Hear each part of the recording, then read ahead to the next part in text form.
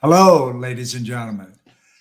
Myself, Terry Earthwind Nichols, along with Simon Haigh, are co hosting What Are the World's Thought Leaders Thinking? Well, we have some very influential thought leaders here today at various times, and we are going to jump right on it. Simon and I's good friend and colleague, Henry Wang, is coming up. Henry, welcome. We're so glad you came. Thank you very much for inviting me. Nice seeing you, Terry and Simon. It's good to see you, Terry, Henry. And, you're the first up on this kind of little marathon session. We're talking to thought leaders around the world. And, we're living in very uncertain and ambiguous times. And there are always challenges, but there are always positives. And, we kind of just want to talk to leaders like yourself to get your thoughts on, what should particularly business thought leaders be thinking about to be positive and proactive in this connected world, Henry. And we thought no better than you to start with. Thank you very much. I think, I'm calling in from Hong Kong, and it's great to talk to you both. I presume, Simon, you're in Ireland, and Terry, you are in the US. Yes. So I think a very important thing, as we have talked before, is really how important it is for East and West leaders in the East and West to cooperate more. Yeah, I think there is great advantages from doing this. Unfortunately, the world is becoming more polarized with COVID and with some of the geopolitical conflicts. But this reinforces our belief that more international cooperation and dialogue and greater understanding between the leaders in the East and West is even more important in this uncertain time. I know Simon and I, in the podcast we have on East and West leadership, we have invited many distinguished leaders from the East and also from the West, from Hong Kong, Ireland, England, Europe, and China and other places to talk about. And they echoed what we say, really, that they believe improving cooperation is very, very important. And Terry and I, in our podcast, we've also discussed this before. Yeah, how important it is, particularly for America and China and Asia to work together. And one very, very important example is climate change. Yeah. I mean, climate change is now one of the biggest international issues that is facing the countries globally. And it is really, really important that the countries from the East and West cooperate together to try to solve this very, very important issue that is facing all of us, not only us here, but our children, our grandchildren, and everybody in the centuries going forward. Yeah, Henry, you're so right. I think climate and the challenges is the one thing, whether we like it or not, will inevitably unite us. And it'll allow us, I think, all of us around the world to embrace our vulnerability. We're vulnerable on this planet, and we're particularly vulnerable if we don't deal with that. And I think the leaders of today need to embrace vulnerability. It's not weakness, it's not surrender, it's just being more humanistic. Would you agree, Henry? Yeah, I think it is very, very important point you made, Simon. And this is actually now what you say is a key part of the climate change international process that they have discussed, that they have been discussing in the international COP meetings. And they've even included a special part in the whole climate change process called just transition, that we have to improve. We not only have to mitigate climate change by all sort of important actions like clean energy transition, like moving away from fossil fuel to clean fuel, electric cars, and things like that. But it's also very important to make it an inclusive process so that we include all the people on the planet Earth, the rich people, the poor people, the underprivileged people, particularly around the world, so that they can enjoy the benefit of reducing climate change, the impact of climate change, and reducing global warming. Yeah, that's perfect. Henry, Terry, what do you think? What do you think, Terry? Well, you know, as all three of us at different points have talked, you know, Earth is always going to be here. If we don't take care of it now, we won't. Our children won't. You know, not a lot's going to happen to the three of us, but generations to come, not too many more generations to come, serious things are going to happen. And we have been so fortunate to speak with a lot of thought leaders that are trying to influence, they're influencing what leaders are thinking about out there. And all of this is just a very important conversation. Henry, thanks for starting us off. This was fabulous. Thank you very much. Glad to join. Thank you, Henry. It's good to see you. Thank you. Bye. Good night. Thank you. Yeah. Bye-bye.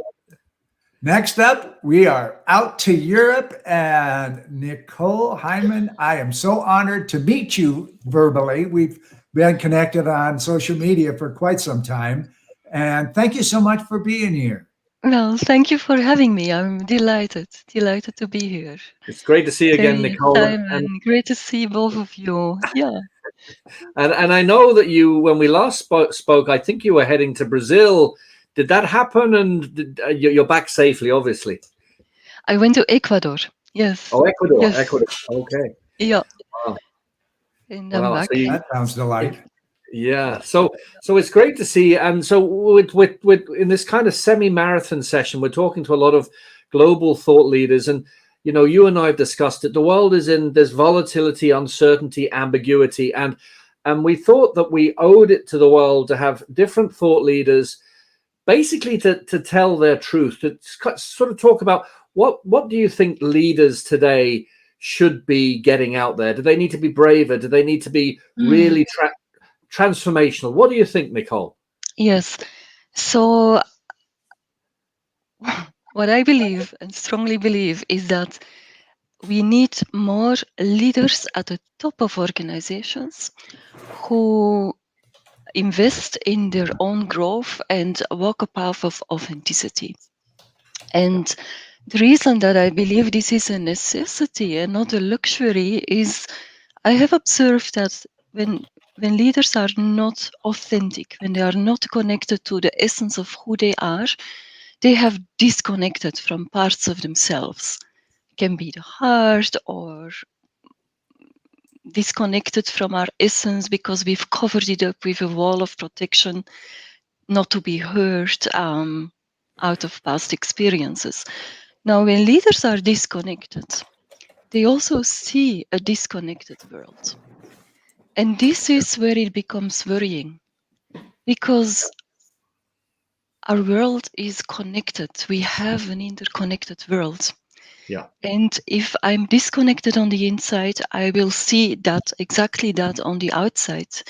So to deal with the problems that we have today, to deal with all the challenges of climate change, and I'm not going to through the whole list, we need leaders who are connected to the essence of who they are, because this being integrated influences the way we view the world.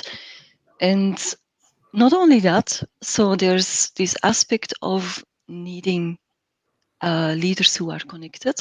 But when we walk this path of authenticity, reconnecting back to the essence of who we are is also reconnecting back to the essence of love. Yeah. And we need love. Love is the key to transformational leadership. If we love ourselves, if we love the people we lead, if we love our company, if we love the trees and the nature and the birds and the bees, we are going to take different kinds of decisions, and that's what we need. So what leaders need today, in my view, is authenticity and love, and then we can start creating a different world. Absolutely. Authenticity is coming to the fore in almost every discussion I've been in for the last 3-4 months. Easy. It's no longer put the blinders on. Everything happens in the world in live time with cell phones. Let's get real, let's get honest, and let's get really working on ourselves first, because everything has to start with us. And then from us, it moves out to our companies, our corporations, and our countries, and it will exponentially expand. But it starts with us individually.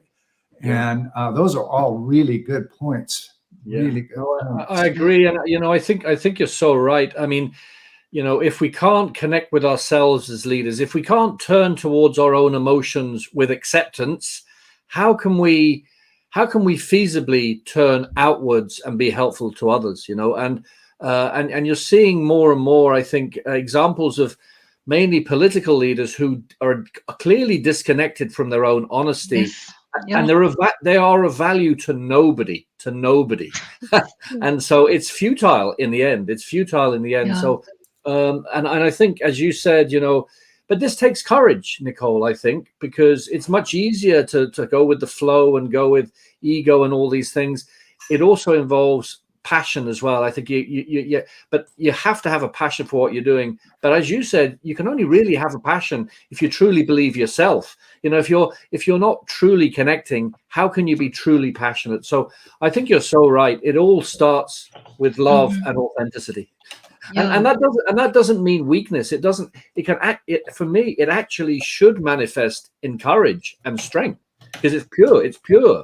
You can't. I mean, the light is always stronger than the dark. Yes, and the word heart in French is cœur. Yeah.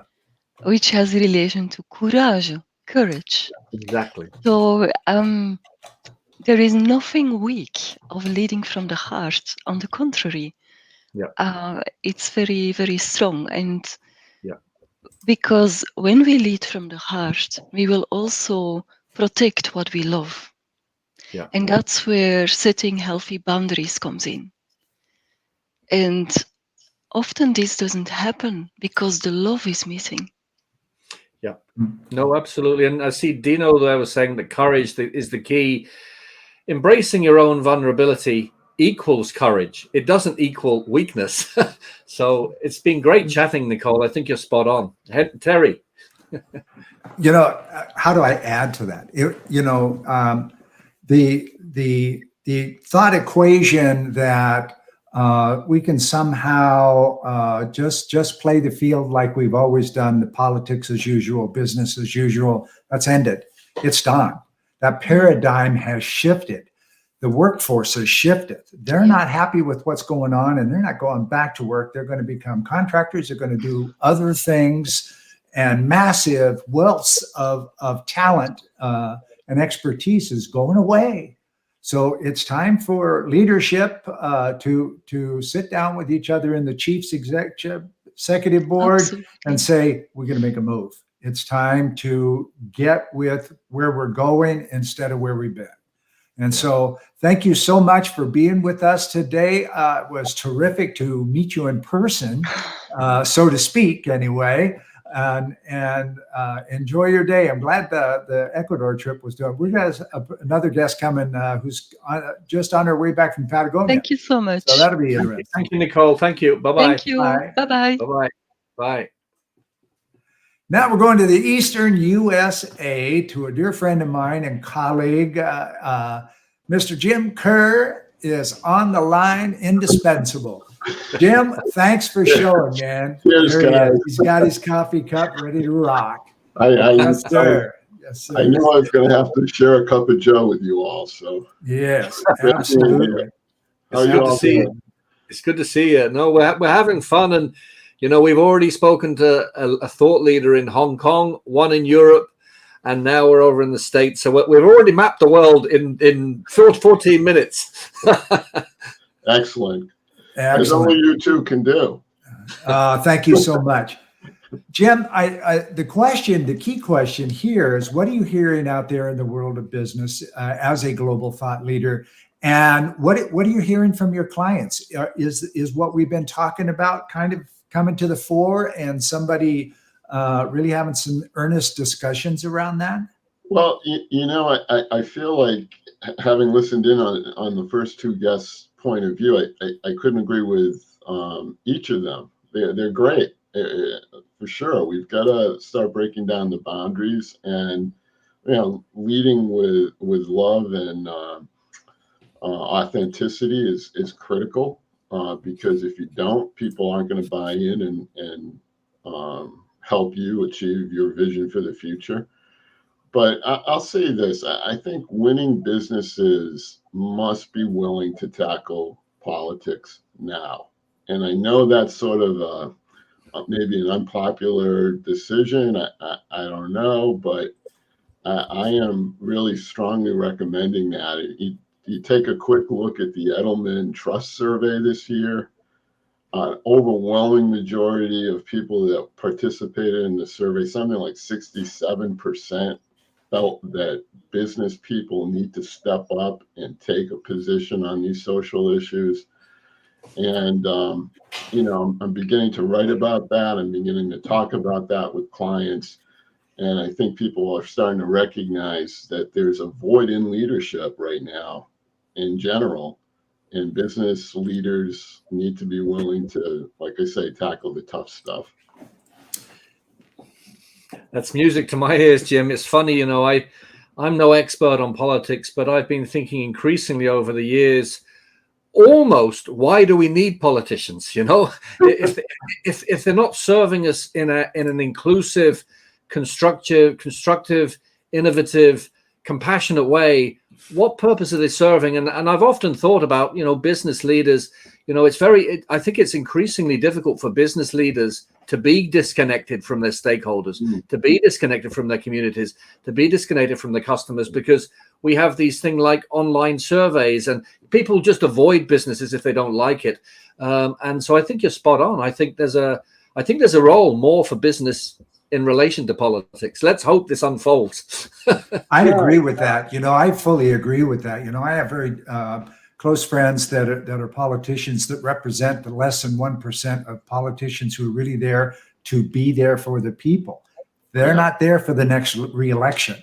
They're out there doing the work of the voice of the people. And that's such a tiny part of the gubernatorial process,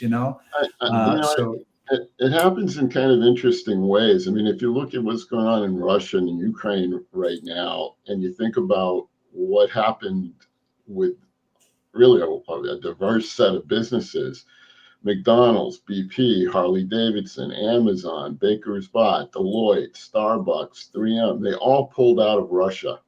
Yeah.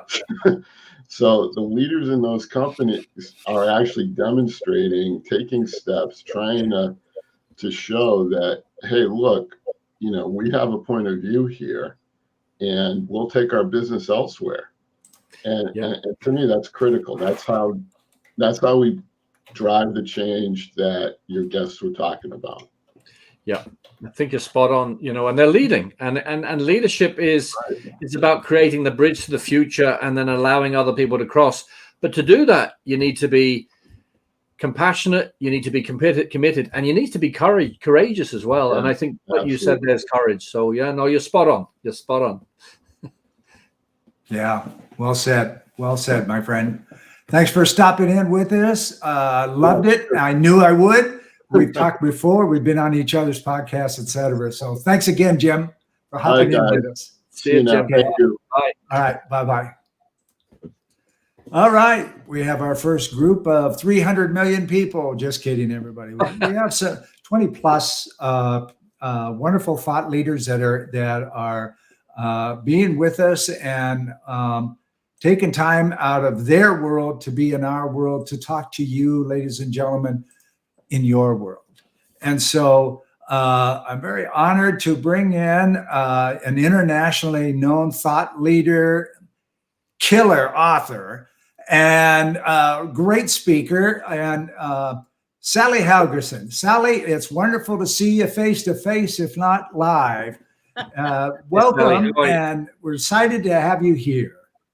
Thank you, Mr. Ambassador. Thank you, Simon. It's wonderful to be here with you today, and I was very interested to listen to the remarks of your prior guest. Oh, thank you. It's great to see you, Sally. And, you know, we're living in this, you know, in quite uncertain times. But one thing that is very certain is that, you know, the world is populated by 8 billion people, all of whom, even the people you don't necessarily feel like you want to respect or like, we're all equal. We're all equal, right? Whether we like it or not. And so inclusion for me isn't just a nice thing. It's a business imperative. You know, when you work backwards, you know, businesses need to grow. To do that, they need to differentiate and innovate. For that, they need diversity and inclusion. And I know you have a lot of thoughts about this. So Sally, so what do you think about leadership? How should leaders be calling this out more, do you think? Well, I think that inclusive practices and behaviors are the key to leaders being able to create inclusive cultures. That's my experience. And I've been doing this work for many decades.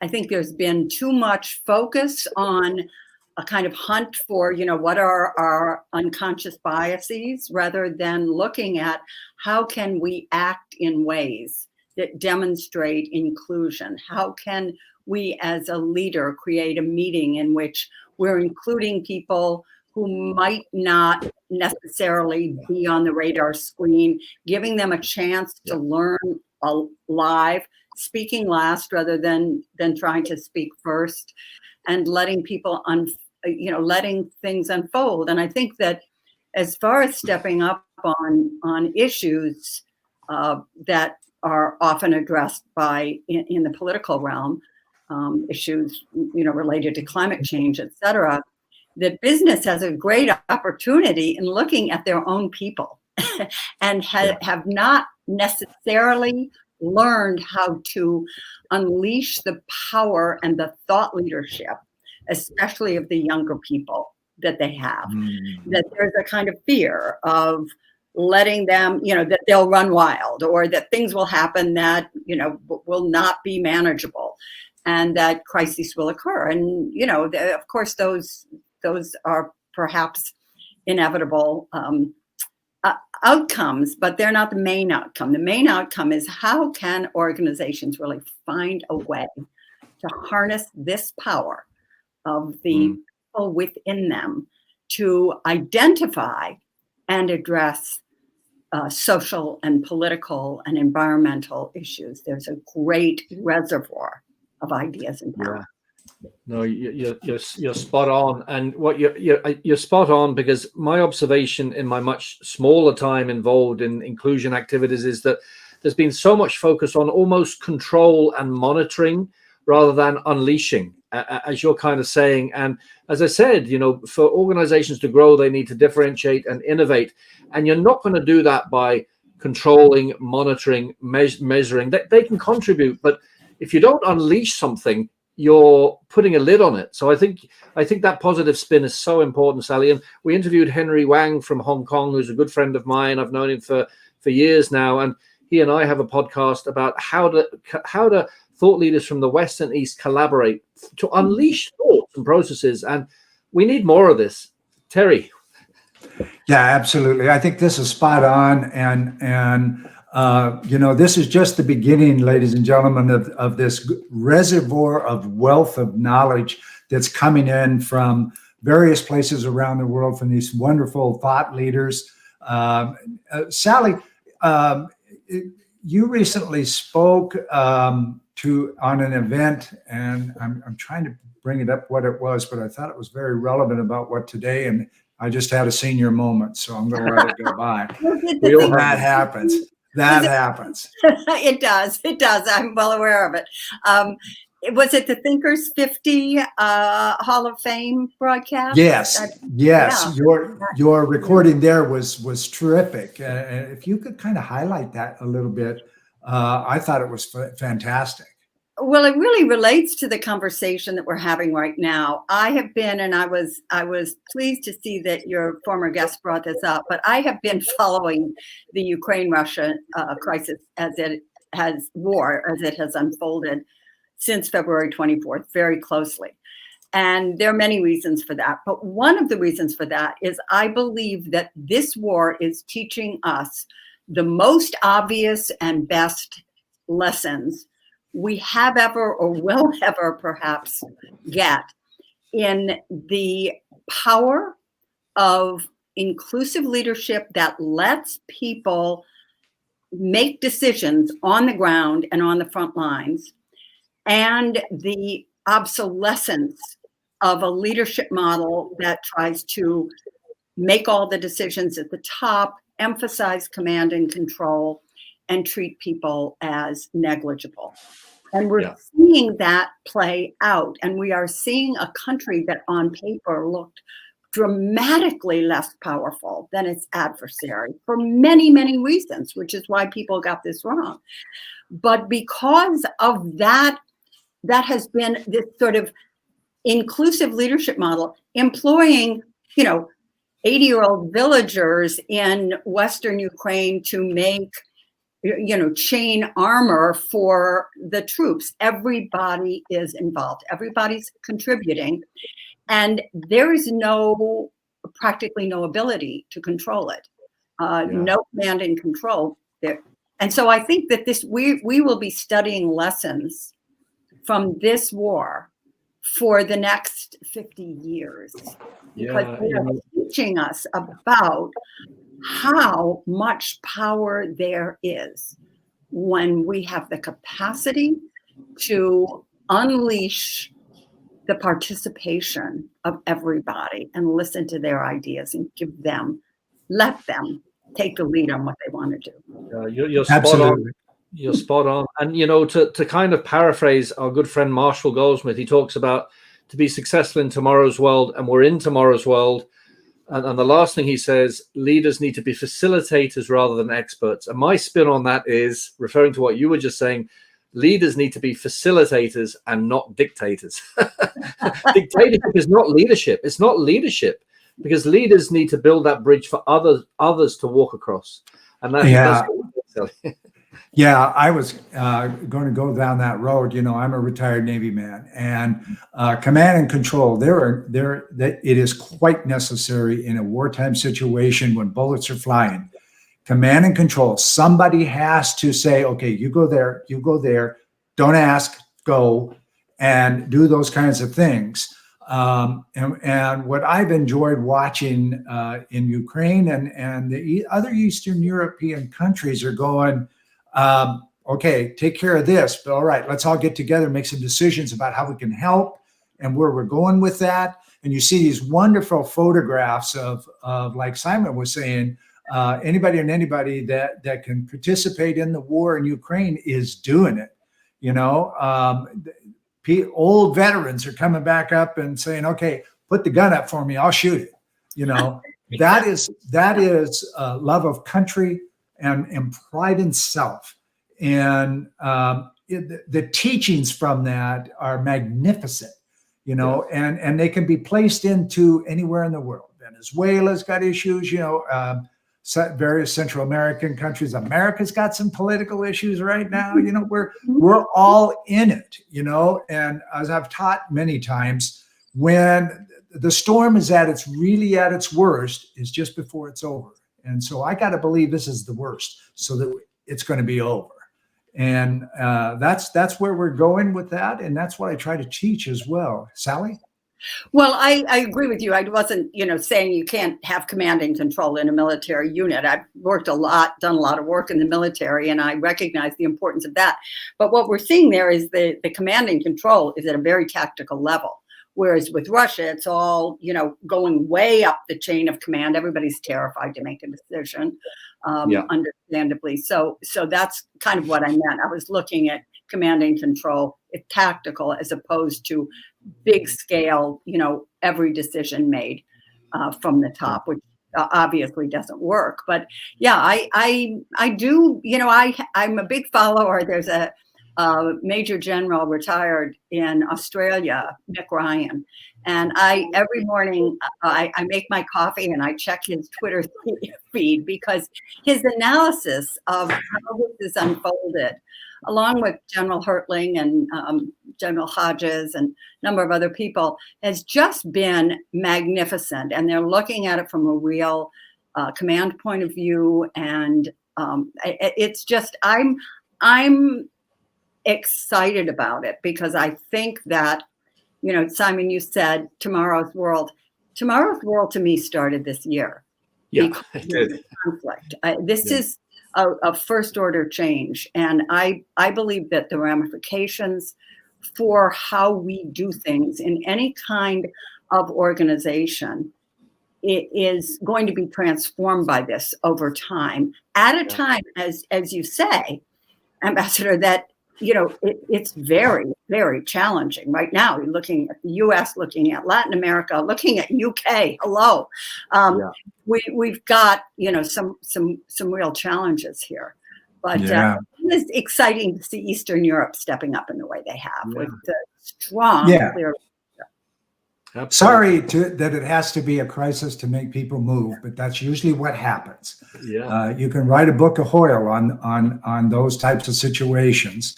It's not all bad. It's just I think civilization is a little slow to react to stuff.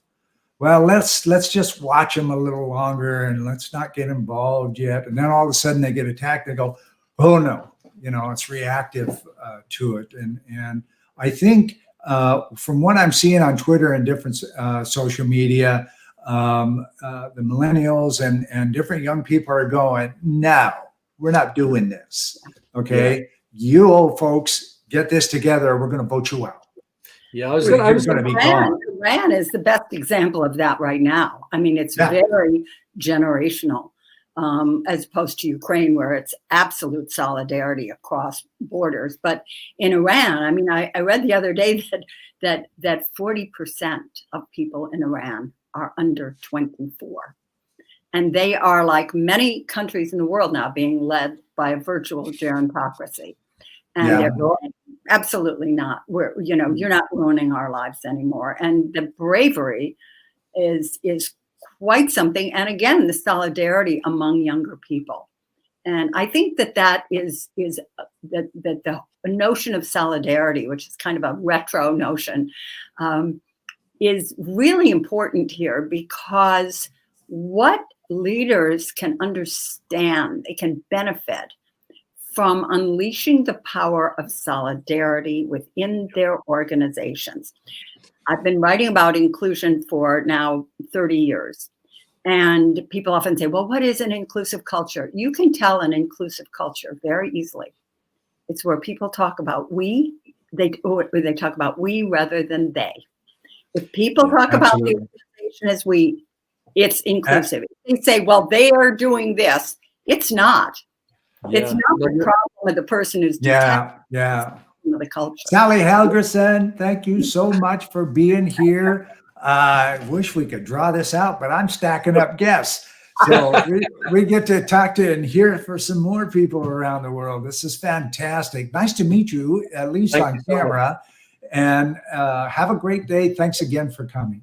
Thank you. It's been wonderful. Thank you, Simon. Thank you. Bye. Bye. Bye-bye. Bye.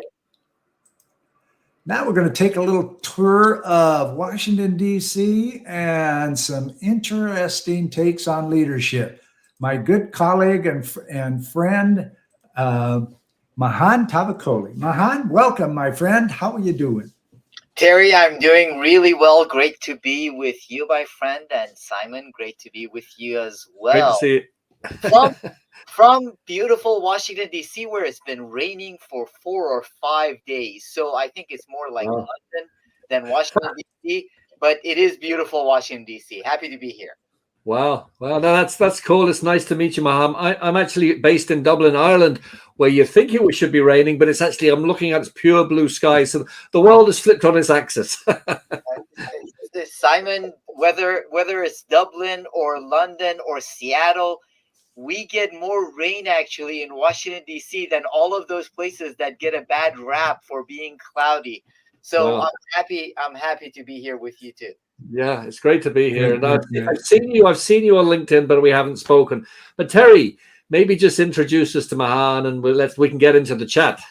Right. So, again, ladies and gentlemen, we're talking about the world's thought leaders and what are they thinking. And Mahan, you're very intertwined in the workings of the hub of America in American politics and major companies. What are you seeing out there is the context of conversations here right now, and what are you hearing from your clients? What is going on there from your perspective? Hey, Terry, so I'll move it a little bit beyond the politics. I know that there was great conversation around geopolitical issues around the world. What I'm seeing my clients struggling with is primarily collaboration.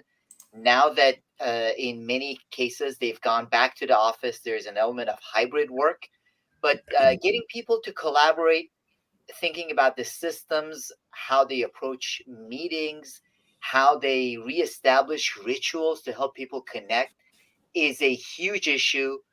Then coaching and accountability are also a big issues at this point, where people are trying to wrap their heads around how they can take advantage of some of what became residual benefits of the hybrid work, but transition effectively to that in-person work. So that's what a lot of my clients are struggling with at this point.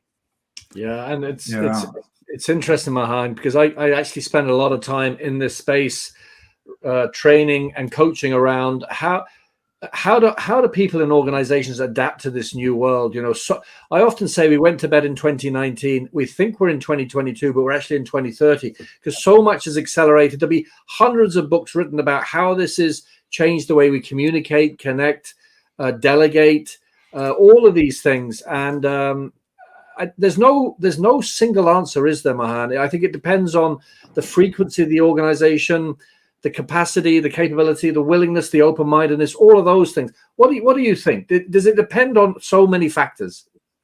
It does, Simon, and I'm laughing because a couple of nights ago I was at an economic club of Washington event, and we were having a conversation around the table, and I find it amusing that every time Jamie Dimon says something about the fact that everyone has to be in the office working the way they did 2-3 years ago, he keeps getting quoted by people to a certain extent who don't realize that we have fast forwarded, exactly as you said, to 10 years ahead. So this is a great opportunity to reinvent, not try to go back to the way things were that a lot of senior executives have spent most of their life in. So I understand why it's difficult for them to change. But to your point, there aren't exact blueprints. It requires a lot of experimentation, depending on the organization's culture, depending on approaches. But that experimentation requires new approaches, no rewinding back. That's one of the big challenges in the conversations that I'm having. I think rewinding is a key You're right. word here. Sometimes there needs to be, okay, let's bring this back in.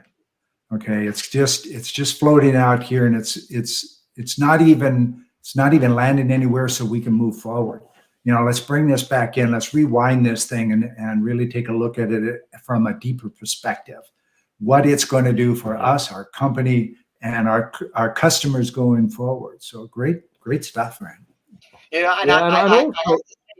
I see Lisa Gable is going to be on, which is outstanding, because Lisa had an opportunity to work at Intel with someone I still repeatedly quote. She had a chance to also work with and interact with Andy Grove. And Andy Grove said only the paranoid survive. Outstanding book, an outstanding mindset. And I think at this point also, only the paranoid survive. Thinking about how to reinvent, how to reimagine and rethink. So that level of healthy paranoia is absolutely necessary. And I hope you ask Lisa about that, because that is an outstanding perspective and experience she had too. No, Absolutely. And she's listening now, so I can't wait for the response. Yeah. And you're right, Mahan. In every period of period that we've seen changes and flux, like the after the World War and the space race and COVID, and now there's a whole geometrical multitude of things that it raises, all of which provide opportunities. So, for example, the whole area of DEI, equality, diversity, inclusion, there's all sorts of positive opportunities that can come out of that. Environment and sustainability can come out of this change. If we're not all getting into our gas guzzling cars as much as we used to, issues around work-life balance and harnessing the benefits of remote working. There's all these things we haven't even thought of yet that I'm sure will be industries in years to come. What do you think? Yeah, I couldn't agree with you more, Simon. The way I talk about it with a lot of clients and CEOs that I coach is I ask them to reflect back on some of the most transformative moments of their lives. And in many instances, those ended up being moments of breakage. Yeah. So things that at that moment, they didn't like what was happening to them, but as a result of what they did, they became better. So they became anti-fragile. They became stronger. So with the incredible level of stress right now that many executives are feeling, Axios had a great report on the tension, stress, and anxiety that managers are feeling, even more so than people working in the front lines. I tell the executives, this is a moment of breakage. So use it to rebuild, to become better. So 5 years from now, when we reflect back on this moment, we see it as another defining moment that has helped us become better, rather than going into the clamshell and trying to do things the way we had done it before. Use it as an opportunity for anti-fragility.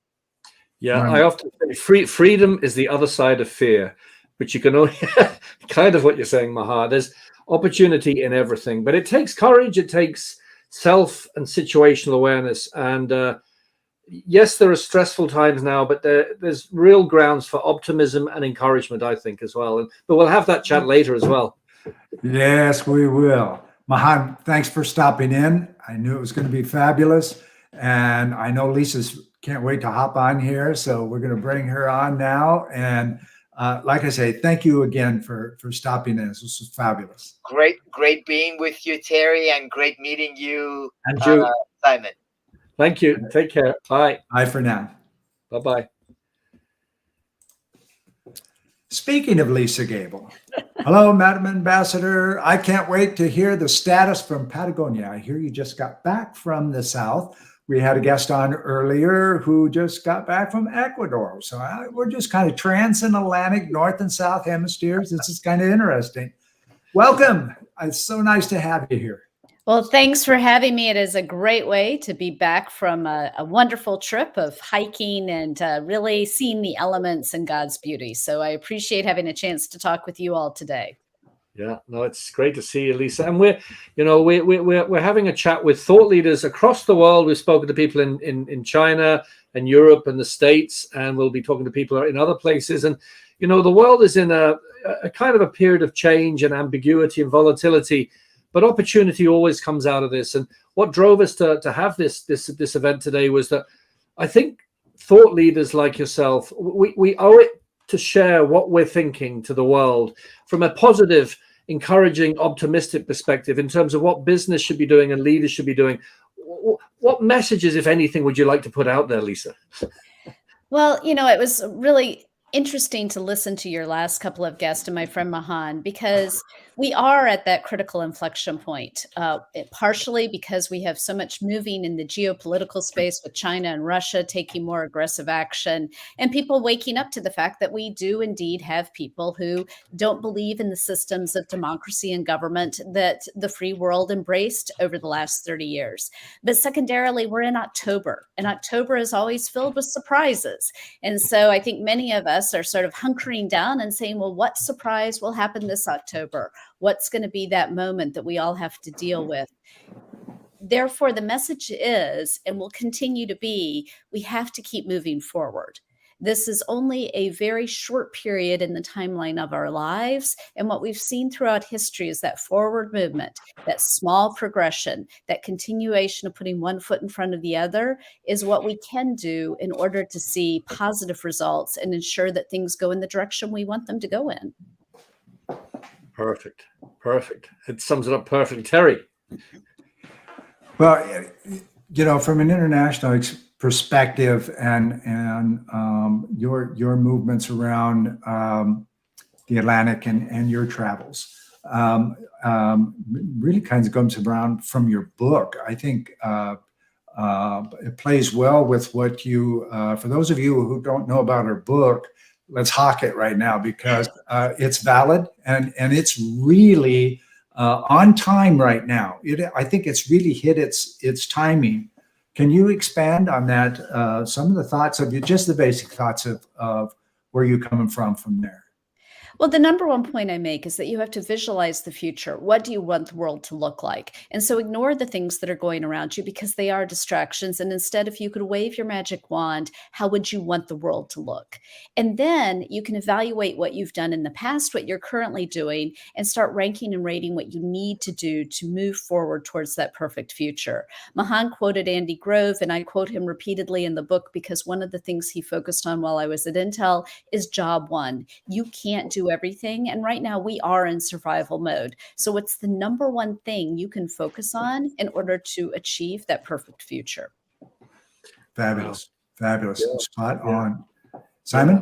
No, absolutely. And, I often talk about this concept, and I didn't come up with it, but 21st century leadership. And I'm really interested because, growth is a thing that we've always thought about as businesses and leaders.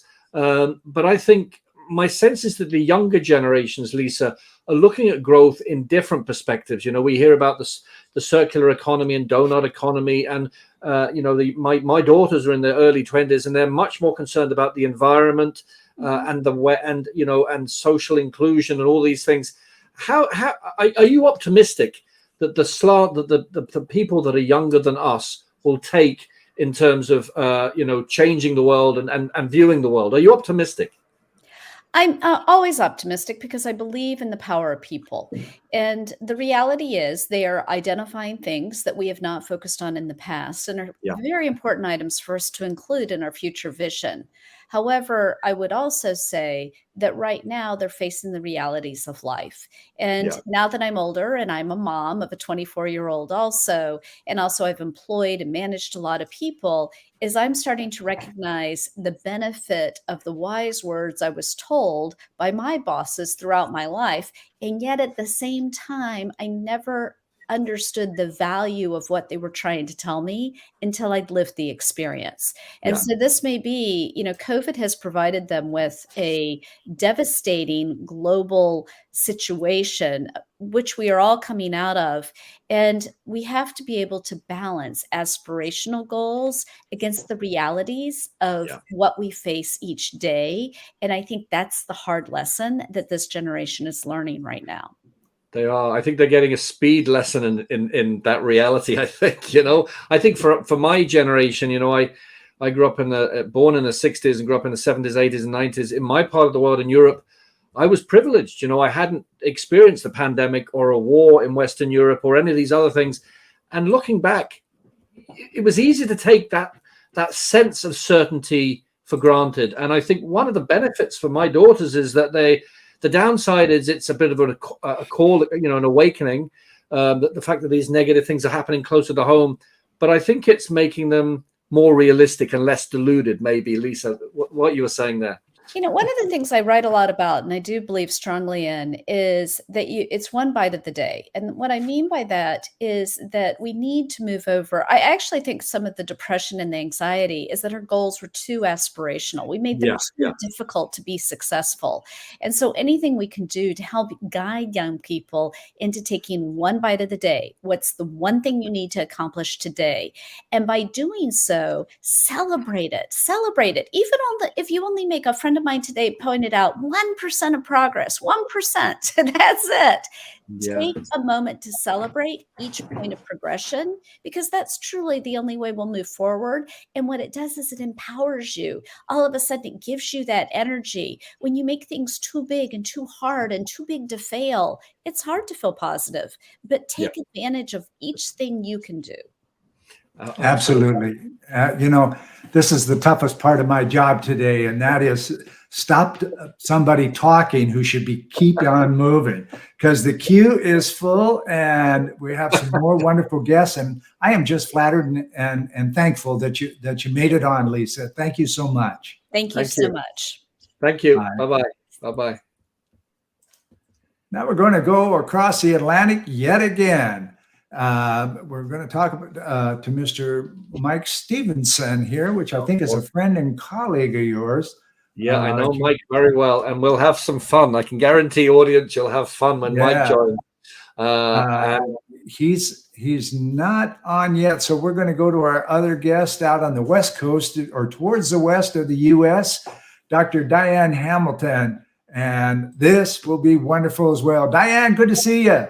Nice to see you. I finally get to see you guys in person, huh? It's good to see you, Diane, again. How are you? It's great you're here, and we're having really wonderful chats. And one thing that I remember from our chat a couple of years ago was your work around curiosity. I think it was, the Curiosity Code, and it's interesting because I'm doing work around leadership, and one of the 6 key attributes for me for 21st leadership, and you'll agree with this, is curiosity, along with courage and commitment, collaboration, cultural intelligence. I would imagine if you'd listened in before and seeing what we've seen in the world and the challenges, this just completely underpins tenfold the value of your work around curiosity. Tell us a bit more.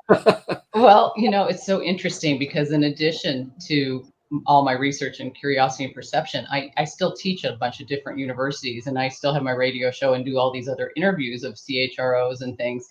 And it doesn't matter who I talk to, if it's a student or if I'm working with a company or if I'm interviewing somebody, the same topics come up quite a bit. And a lot of them stem from curiosity. And when I talk about curiosity, people sometimes ask me what I mean. Do I mean like asking questions? Is that just being interested in new things? And it's just not just that. To me, it's about getting out of status quo thinking. And that's what people are struggling with right now. It's these culture changes of how employees are wanting different things and kind of requesting what they want now instead of employers telling them what they get. And so there's a whole shift in culture, and curiosity ties into all of that. Yeah, you're right. The expectation level, it's interesting. I do a bit of work around DEI, and something like 67% of the younger generations, people much younger than me, actively research the culture of an organization before they apply for it. When I was looking for jobs in the 80s, the last thing I did was think about the culture of an organization. So I think there are new forms of curiosity coming out. Don't you think? Curiosity will just keep replicating, keep kind of re-emerging as different forms. What do you think? I totally think that curiosity ties into just everything that organizations want to achieve. If you look at it like baking a cake, for example, if you think about your end goal is to have a cake and you mix ingredients, flour and oil and whatever, and you put it in a pan, you put it in the oven, you want cake. Well, you don't get cake if you don't turn on the oven. And in the workplace, if you look at cake as you're trying to have money and success with the company being financially successful, they're mixing together these ingredients of innovation, engagement, things they know they need. They're putting it in the oven, but nobody's turning on the oven sometimes. And that oven, that spark is curiosity, which leads to everything else. So yes, there's different ways of looking at curiosity. What the biggest thing I studied was what inhibits it, because if you don't know what inhibits it, it's hard to improve it and move forward. Yeah. And so, if you don't move forward, you end up doing things the old status quo way. You end up with the Blockbusters and the Kodaks and the people that just thought, oh, this worked great, let's just keep doing that. And we know with COVID and everything else that nobody can really rely on doing things the way we used to do it. So the real culture solution right now is to learn to get out of status quo thinking, and that requires facing these 4 factors, what I found are fear, assumptions, technology, and environment were the 4 factors that inhibit curiosity. If you can work on developing a kind of a personal SWOT analysis of sorts that leads to SMART goals, then you can overcome these issues and build a culture that is going to change the way you do business completely. No, you're totally right. I often talk about the growth journey, and there are 4 zones: the comfort zone, the fear zone, the learning zone, and the performance zone. And it's so much easier to live in the comfort zone. And I'm not being judgmental, but there are days when I would love to stay under the duvet, right? Or go back under the duvet. But in my honest experience, I haven't really encountered growth unless I've gone through an element of the fear, definitely some of the fear zone, and definitely the learning zone. And so I don't think there's a shortcut to this. But what do you think? No, you're definitely correct. And I think that the fear aspect is really interesting to me, because when I did the research, I wasn't totally expecting fear to be one of the inhibitors, right? But what the fear sometimes overlaps with some of these other ones. You get fear of technology is too overwhelming. You've done too much. You can't keep up. Or you have the assumptions in your head that tell you you're going to fail, or this isn't going to work, or it's too hard, or they're just going to give me this job and not give me any extra money. Why should I do it? So all these things lead to this fear. So you have to look at how all these things interact. And the environment as well. Everybody with whom you've had interactions with impact that voice in your head, impact, your boss told you don't come to me with problems unless you have solutions. Well, you're not going to volunteer any information if you don't know how to solve it. And so there's this backstory that we have to recognize. And I think that that's probably the thing I find the most interesting when I talk to people and work with people on this, is just that aha light that comes on in their mind when they go, oh, okay, that's why I don't want to raise my hand, and that's why, and it's holding them back. Yeah. Right on. Thanks so much for coming in. This has been terrific. This day is just, I'm just floating on the stage. The brains, the minds that have come about for this. So thanks again, my friend, and we'll see you soon. Thank you, Diane. Thank you. See you soon. Bye. Thank you. Bye-bye. Bye-bye. Wow. Now I think we got this man named Mike. Mike Steele. How are you? And so you're currently beaming out to probably about 700 million people right now, and no pressure, Mike. But we're talking about, we're in really volatile, uncertain, ambiguous times, and there's a lot of doom and gloom. But there's also huge grounds for optimism, and I know this is something that completely underpins your work. So maybe just tell us in a few minutes, why are you optimistic, Mike? Why are you optimistic? Well, I believe in the power of regeneration, and I think the human spirit has taken a battering. Yeah. And I do spend a lot of time with young people, not my own, but other people's in classrooms and in universities, and I've got a lot of hope in young people. Now, they've been called lazy, they've been called unrealistic. I disagree with that. I have to actually think they're fairly spot on. And of course, you mentioned just a few minutes ago that when they're looking for work now, they are looking at something entirely different. It used to be terms and conditions. Yeah. Now it's the culture of the company. Now it's how does a company impact on its own people? And how does a company impact on the environment and their local communities? And I think that's really important. So we're going to see, I think, the most exciting period of change in my lifetime, and I've been around since 1950, so that's quite a long span of time, and I've seen all these different iterations of government and the geopolitical changes that have taken place in that time. I think now we're going through the kind of last desperate leap of people in government, trying to make some sense of it. But if we think there are 1.2 billion 15 to 24-year-olds in the world just now, by 2030, they will represent 16% of the entire population of the world. So their influence is going to grow and grow and grow. Now, the one thing that I think we need more of is creativity, because when you've got a status quo situation and when you've got people into some kind of settled system, and we haven't yet left the industrial revolution system of leadership, of workplace management, of workplace structure. The fact that we talk about processes and departmental structures all the time still tells you that we haven't got it right. And I think that young people have been brought up in a different kind of understanding of the world, and they will reshape it. They will reshape it in their image, but they're also an empathetic generation.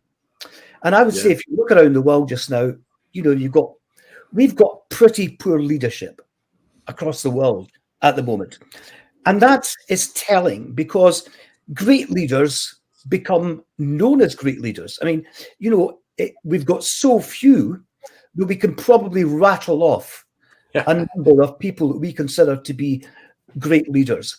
So I think that leadership is going to be something that we begin to understand in a way that we haven't before. Leadership's about developing more leaders. It's about empowering people. And I can tell you, some of the jobs I've had have been, you know, the complete reverse of that philosophy. I remember starting in the steelworks in 1971 and not knowing what I was making for the first 4 days. Can you imagine being in a production line? It was hot. You were being hit by these sparks all the time. You wouldn't wear goggles because that would impede and inhibit the speed of production. And I didn't know what I was actually making until I demanded of the management that they tell me what came out the other end. In fact, it was camshafts for folk. But that idea that as an employee, you're fitting a slot, that you're merely a unit of production, and all the creativity is taken out of the job. I think we'll see an end to job descriptions as we know them. I think HR departments have to become the leadership department, because leadership is really all about having a vision, a really clear vision of where you want to be, and the rest is up to people.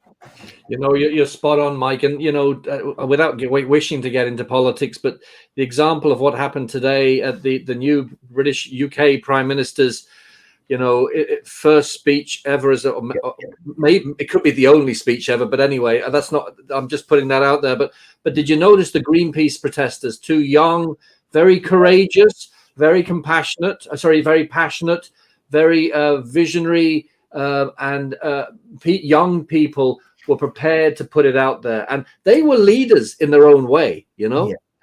I just like to point out the Greenpeace intrusion was very interesting for two reasons.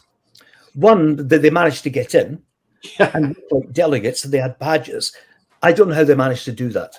Nope. But the second is, if you question this whole notion that Greenpeace are anti-growth, then you're missing a huge point, because Greenpeace has been one of the most influential progressive organizations in the world, and they're disruptors. They are the disruptors because they've taken huge risks. They've intercepted ships in the middle of the Arctic Ocean. They have climbed on oil rigs in the North Sea, and that's inhospitable terrain in anyone's language. So these are the disruptors, but they've got a purpose. It's not to be disruptive. It is to achieve a world in which future generations can live, both in peace and an environment which gives them fresh air and all the wonders of nature. And if there's a better purpose around just now, I'd like to know what it is. Yeah, you've summed it up. Yeah. Mike. Terry. You put it right on point. I've seen some content of yours in the past, and I just had a nice conversation with a young person the other day while shopping, and Greenpeace kind of came up, and I said, back in my day, we were a bunch of hippies. Now Greenpeace are, like you say, the disruptors. They're not bad people. They're not out there to cause conflict. They're out there to make a difference and do stuff. And this is not about an environmental show. This is about what's going on in the world and what thought leaders get to do when they talk to their clients about influencing where this world is going to go. And you never know what words you're going to say on any given day to a client or someone where the bell goes off. And Mike, thanks so much for coming in here. You know, it's very insightful. Thank you so much. Thanks, Mike. Take care. All from Scotland to the world. Thank you very much. Okay. All right. Thank you. Bye-bye. Wow. Is this getting exciting or what? Now we have a friend and colleague of yours and a person that I have followed and with high respect for a long time, Mr. Gary Ridge. And Gary, we're going to bring you up now. Welcome, sir. This is an honor to have you on with us today and talk a little bit about thought leadership. Thank you. G'day. It's great to be with you. Awesome. Gary, it's great to see you again. And we spoke a couple of months ago for a radio show I co-host, and I still quote, in fact, in nearly all the training I do, I say to people, wow, I interviewed one of the most sought after, highly regarded CEOs, Gary Ridge. And I asked him, what does he see as what did he see as the biggest challenge in his CEO career? And you said, balancing compassion with courage. And I'll never forget that. So maybe Gary, just for the audience who don't know about that, just tell us what you mean by that. Yeah, thanks. So, leadership is a balance between being tough-minded and tender-hearted, or compassion and challenge. And we can go to either end of those scales very easily. And I think one of the things that we need to really think about is how do we center ourselves to make balanced decisions? Because either end, I think I might have said to you, Simon, we're just these humble human beings bumbling our way down this pathway of life. And in the bushes are these thieves that run in and grab us. And they're thieves of ego, and they're thieves of short-term thinking, and the sheaves of greed. And they take us into the bushes, and for a moment we feel like we're okay. But that's not the place we need to be. And, I loved what Mike said, and Diane and others. We are, in one way, I am so excited because at last COVID hit leadership up the side of the head and said, if we do not take care of culture, if we don't listen to what Aristotle said, which was pleasure in the job puts perfection in the work, we are going to never be able to build a world of happy people. And as you know, Simon, I've been singing this for 25 years around it's two things you need in business to be successful: the will of the people and a great strategy.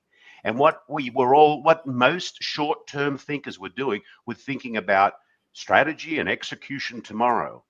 But, at WD-40 Company, where I spent 25 years as the CEO of a public company, we have 93% employee engagement. 98% of our people say they love to work at the company. Why should they? We just sell oil in a can. No, we don't. We're in the memories business. We create positive, lasting memories by solving problems in factories, homes, and workshops around the world. So I hope that COVID certainly slapped leaders up the side of the head and said, it's about time you woke up that it's all about the people. Yeah, you're spot on, Gary. It's funny because, I'm reading an awful lot lately about, how COVID is mixing things up. And one of the things is around communication. And for me, communication, I used to think communication was language and rules and regulations. But for me, the essence of communication is connection. It's connection. And I think in a funny way, I think this pandemic, because it happened now and we were able to communicate via online systems, it's actually kind of almost dislocated us and made us realize that connection is even more important for us. What do you think? One of the biggest desires and needs we have as human beings is to belong. Yeah. And what COVID did, it took away our ability to belong. And you're right. I don't know how we would have survived this if we hadn't learned how to be better virtual communicators. Because if you look at people coming back now, as they've now got more comfortable, not as scared as they used to be, they're coming together. And as I see people coming together, they're rejoicing in the connection. So because we need people, people. You know, today, what we have to ask ourselves as leaders is, how do we create this situation? As you leave your home this morning, Simon, how do you give your husband, wife, significant other, child a big high five and say, I am so excited today because I am going into the office to do fill in the blank. Yeah. So what is the blank? Yeah. And sure, you know, I don't want people going to offices sitting in front of screens. They can do that anywhere. But Yeah, when exactly. it comes to strategy and bringing out the creativity of people, how do we do that and bring people together? Because we need to belong. And that's Yeah. why, you know, I am a big advocate of what I call tribal culture, which is, you know, human beings, we started in tribes. You know, the caveman was a tribal man Yeah. or a woman. So yeah, no, you're right, and also you mentioned when we spoke before, you know, one of the biggest reason why most leaders aren't great leaders is ego. They self-detach, and I thought about that a huge amount again, and I think it's extremely dangerous if you're a leader and you think A, you don't need to act on feedback, and B, that you don't need to be able to describe or give the rationale for your decisions. Once you think you don't need to act on feedback and you don't need to substantiate, you're alone. So I introduced you to this person, I think, Simon. This is Al. Yeah, you Al is the soul-sucking CEO. And Al's attributes are, number one, his ego eats his empathy instead of his empathy eating his ego. He thinks micromanagement is essential. He's corporate royalty. I've spent years climbing up this ladder. It's a fear-based culture. He's a master of control and a know-it-all. He has all the answers. He thinks learning is for losers. He must always be right. He hates feedback and he never follows through on his commitments. That's the sort of leader that was creating toxic cultures. And you know what has to happen to them? They got to go. Well said, Terry. What do you think? Absolutely. You know, I was just quoted recently that, you either change your culture or change your leadership. That's it. There's no middle in there. There's no room for continued thought processes based on the old business model. The new business model is people-centric and creating positive culture where people can't wait to get to work.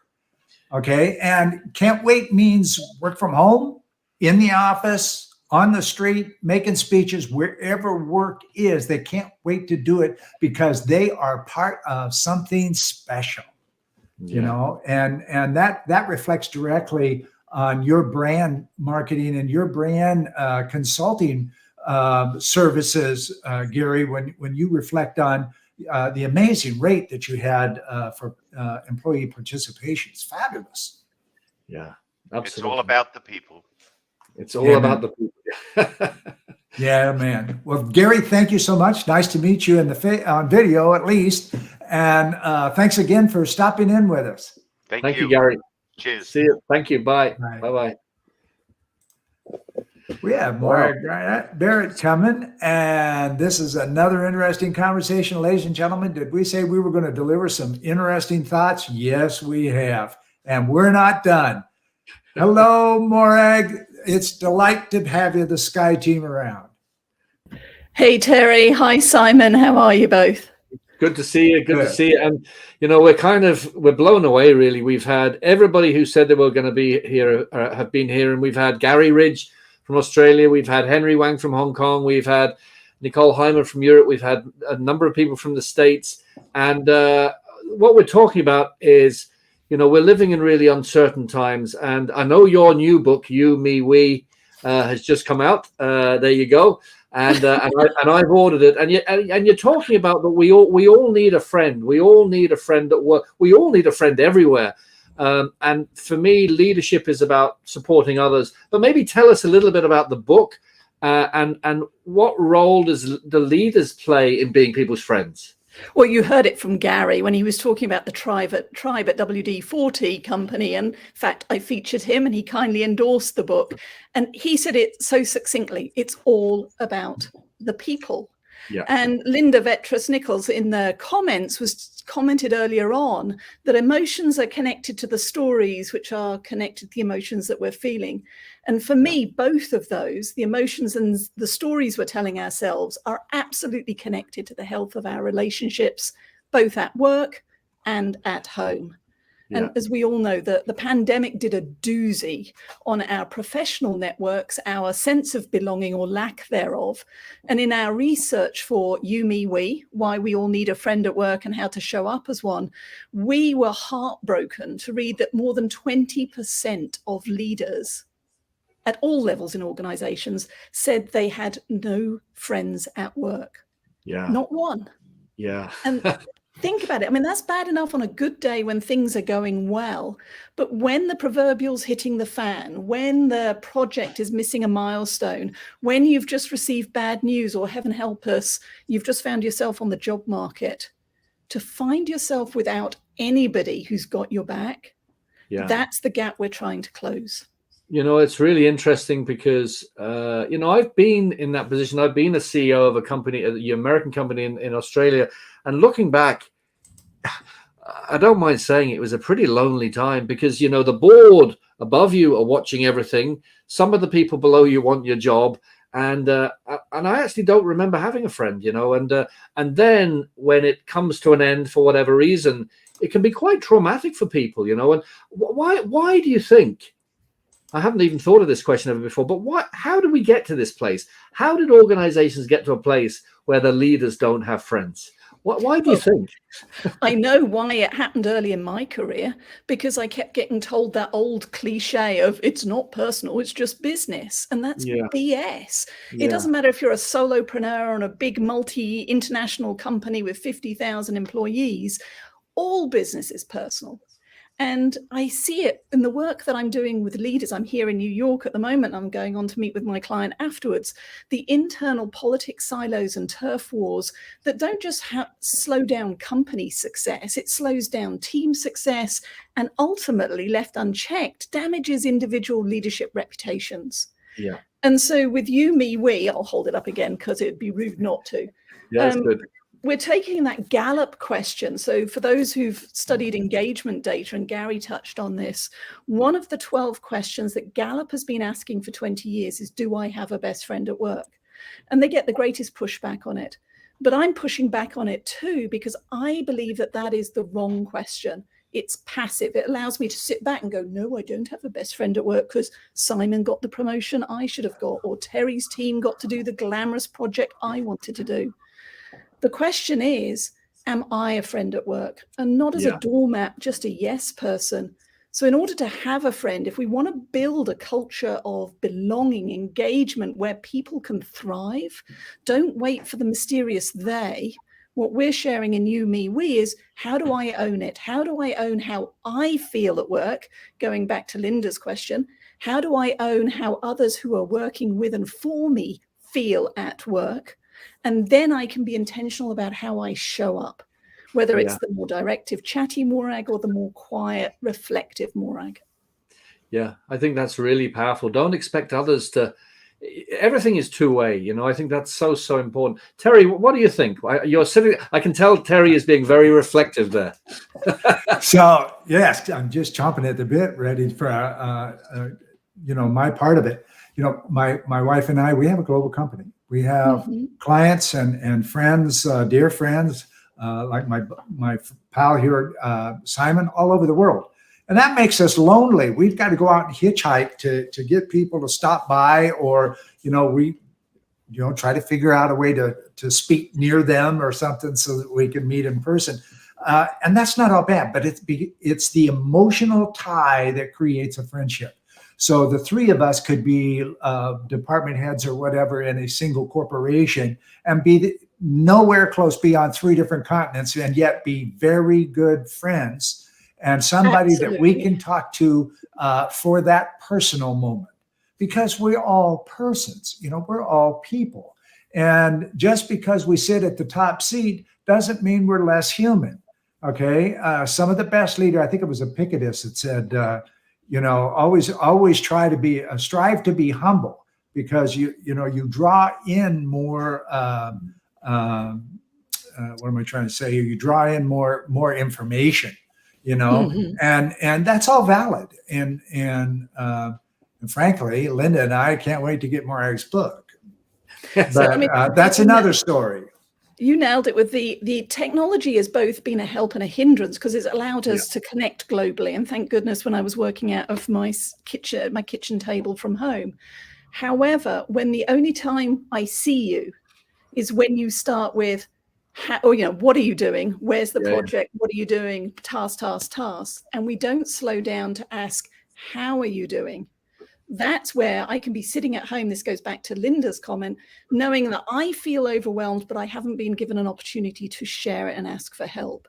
That I then write a story that says it's either just me and therefore I'm broken, or you don't care as my boss, my colleague, my teammate, therefore why should I bother? So now I'm even more frustrated. We end up in this downward spiral versus one built on trust that moves us up together. So one tip, just pause long enough to check, how are you doing? Ripples and joys, what's bringing a smile to your face? What's filling your bucket? And then we can get down to business, because that's how you build trust, psychological safety, the sense of belonging, everything Gary was just talking about. Yeah, I got to take off my fan hat and start being a host again. We got to catch up with our people. Morag, enjoy New York. I always do. And we'll see you again. Thank you, Morag. Thank you. Take care. Bye. Bye-bye. Ladies and gentlemen, we have Scott Ballard on the mark, and here he comes. Hello, Scott. Nice to meet you. Nice to meet you all. Glad to be here. It's great to see you again, Scott. And, potentially there's 800 million people watching us, if not now, at some point. And, for those out there, Scott is very, very special to me. Scott was one of those few people I've met in my 55 years who, when we got to know each other, he saw straight into me, saw straight into my soul. And, the work that Scott does is about getting to the essence of the person and then helping them suck out the confidence that's hidden inside them and bring it out. And for me, that's true leadership. It's noticing that what's in all of us and helping them. So Scott, maybe tell us a little bit more about that, and maybe why other people should be more open to allowing that to happen to them. Yeah, thank you, Simon. So why people should be open to that is because in order to be the best version of ourselves, we have to get to the truth. So all progress, and it's interesting because Simon and I had this exchange, I don't know, a year ago or something. Yeah. And we were talking about things in the situation, and I just had the sense, I said, well, Simon, but what is the real truth here? And, he hesitated, and I said, when we get to the real truth, you'll know what to do. Yeah.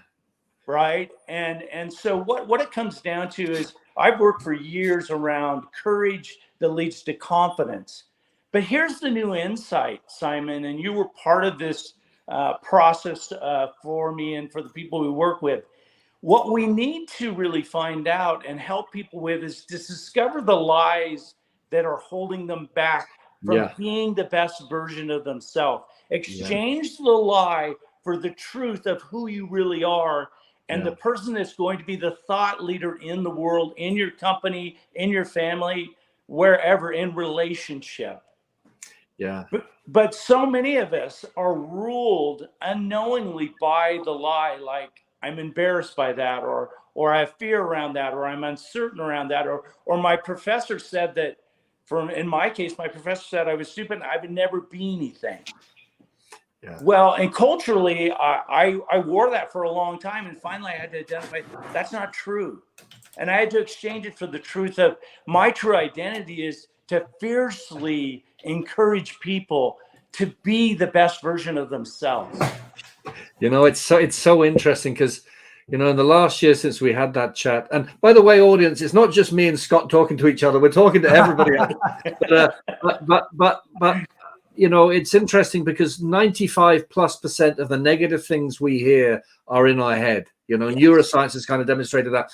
Unfortunately, they seem to get magnified. They seem to that seems to pull us even further and further away from the truth that's inside us if we listen to it more and more. And your work, I would say, kind of almost disrupts you from listening to that voice and prevents it from getting louder, so you can reconnect a little bit more with yourself. That's how I see it now.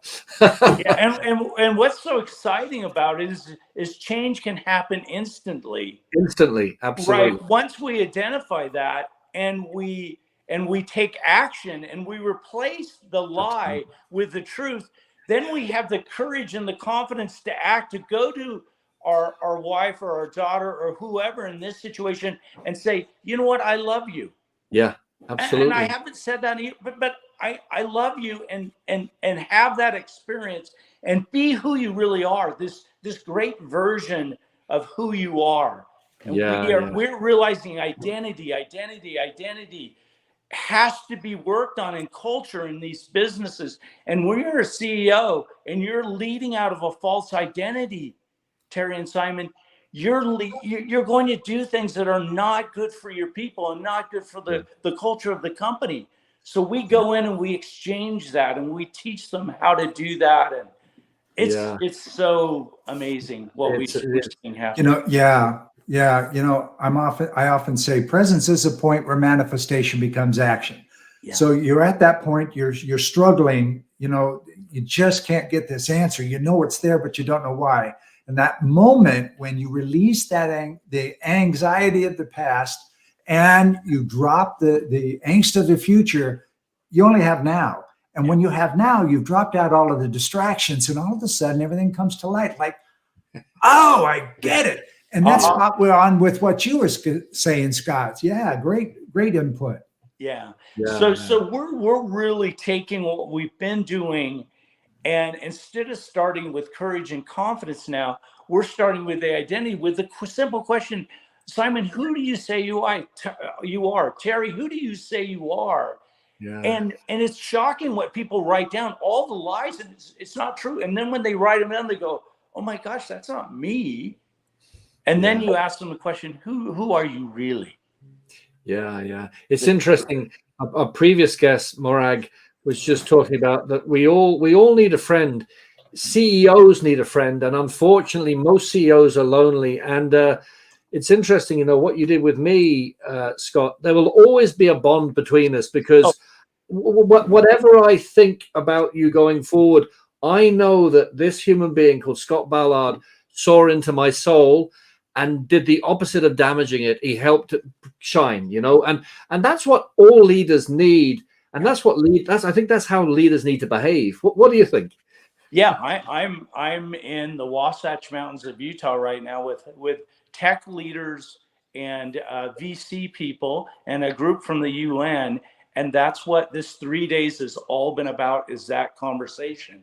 And it's amazing when people understand who they truly are, how their leadership changes to be what we all hope and wish it would have been all along, right? I know. But we don't know what we don't know, because we've lived into a lie. We've led with a lie.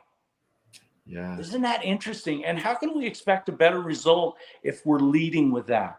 Yeah, we've allowed the voices in our head to block our hearts. That's what we've done. Yes. Right on. That 9 inches is what we're after.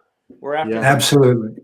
Absolutely. Scott, thanks for stopping in. I have Ambassador Olusegun Aina from Africa jumping on real quick.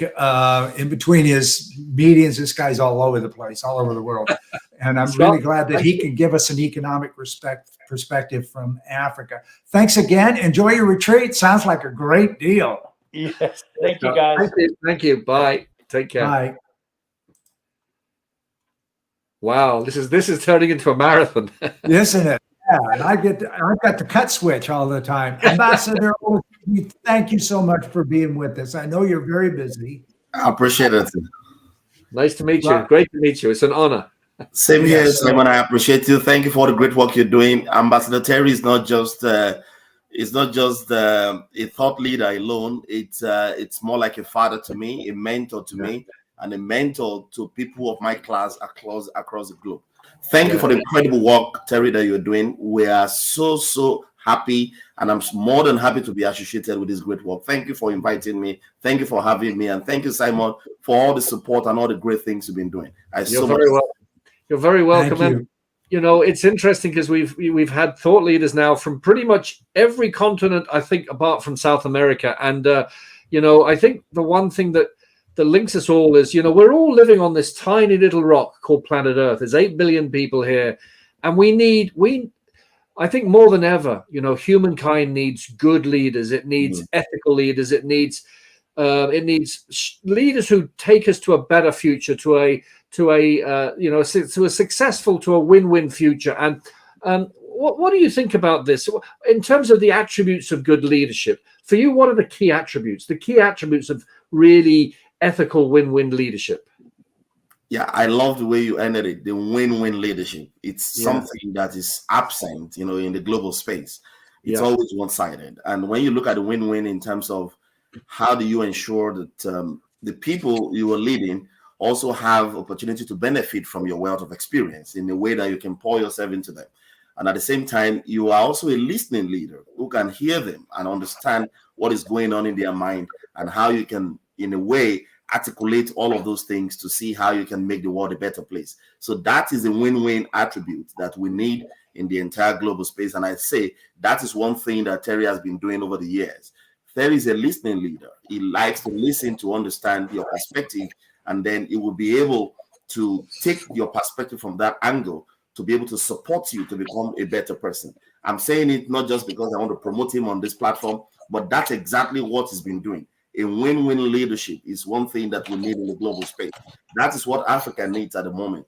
And what we are getting as well, we are also castigating it down by bringing other people on board where we can also mentor, listen to them to understand their challenges, to understand all the problems, and then to be able to support them where they will be able to support other people up to the bottom of the pyramid. And then the entire global space will become a better place to live.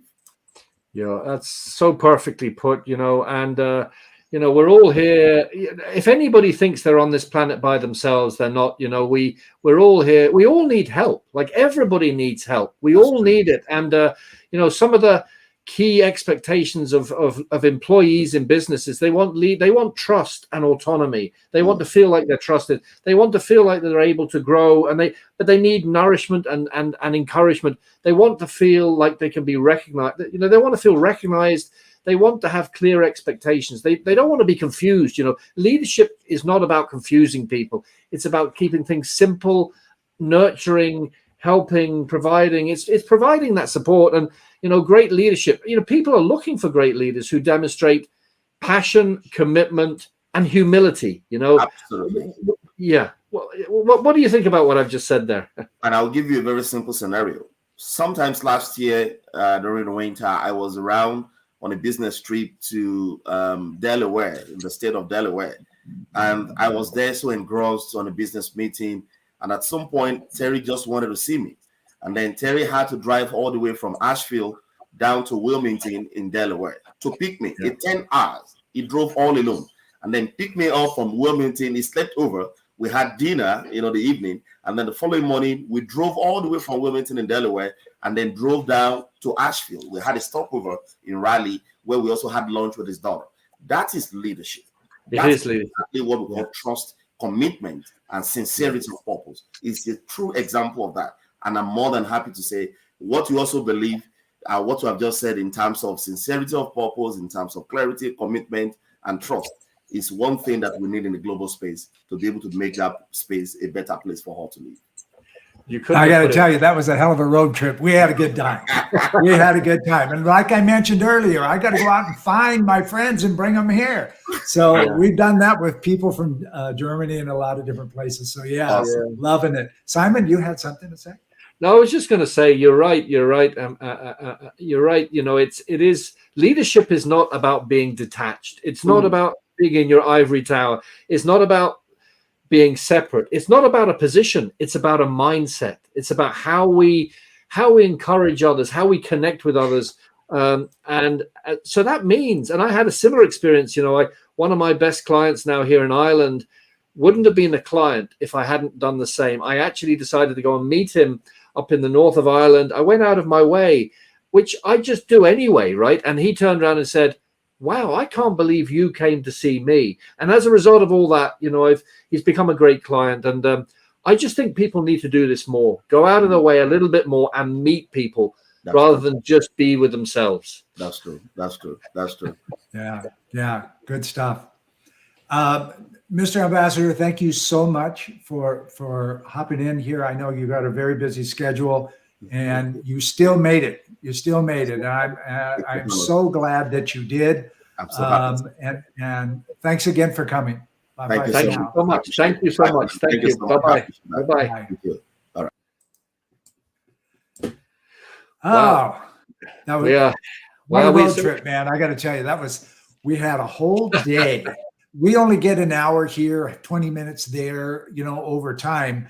And here I had him overnight, not literally, but overnight, and for 12 hours the next day where we could just talk and be friends. What an experience. Absolutely what an experience. Yeah. And speaking of friends, this person I've never talked to directly, but she is an incredible person and a really good author, best-selling author, Hortense Legentile. Hortense, come in. Hi, nice to meet you. Hello, nice to meet you. Nice to meet you, Terry. Simon, good to see you again. Good to see you again, and thanks for being here. And we've been having amazing conversations with thought leaders from Asia, Europe, North America, Africa, and I'm hoping we could reach out to South America as well. And we're talking about the importance of really strong leadership and connecting with other people. And the only way you can really be a strong leader is if you know yourself. And because you can't lead other people validly if you don't have a sense of who you are. And I see the book behind you, Aligned, and I know you're working on, more work in that space, but it'd be great for you to talk a little bit more about the importance of alignment, Hortense, and why it's essential for effective leadership. Thank you, Simon and Terry. So yes, we were talking about being the best version of yourself. We know that the leadership is changing. Leadership, we have to redefine, leadership. But to be a great leader, you have to understand yourself, to be aligned to yourself, to know your purpose, your driver. How do you want to be remembered? Yeah. As a leader, and because if you are not aligned with yourself, you cannot, align with the company and include people and make others, aligned with the purpose of the company.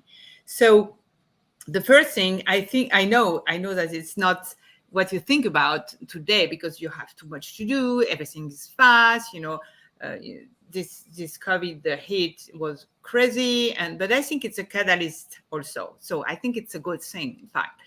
Yeah. But taking time to pause, just, inviting the leader to pause for a moment to answer this question. How do you want to be remembered? What kind of leader you want to be?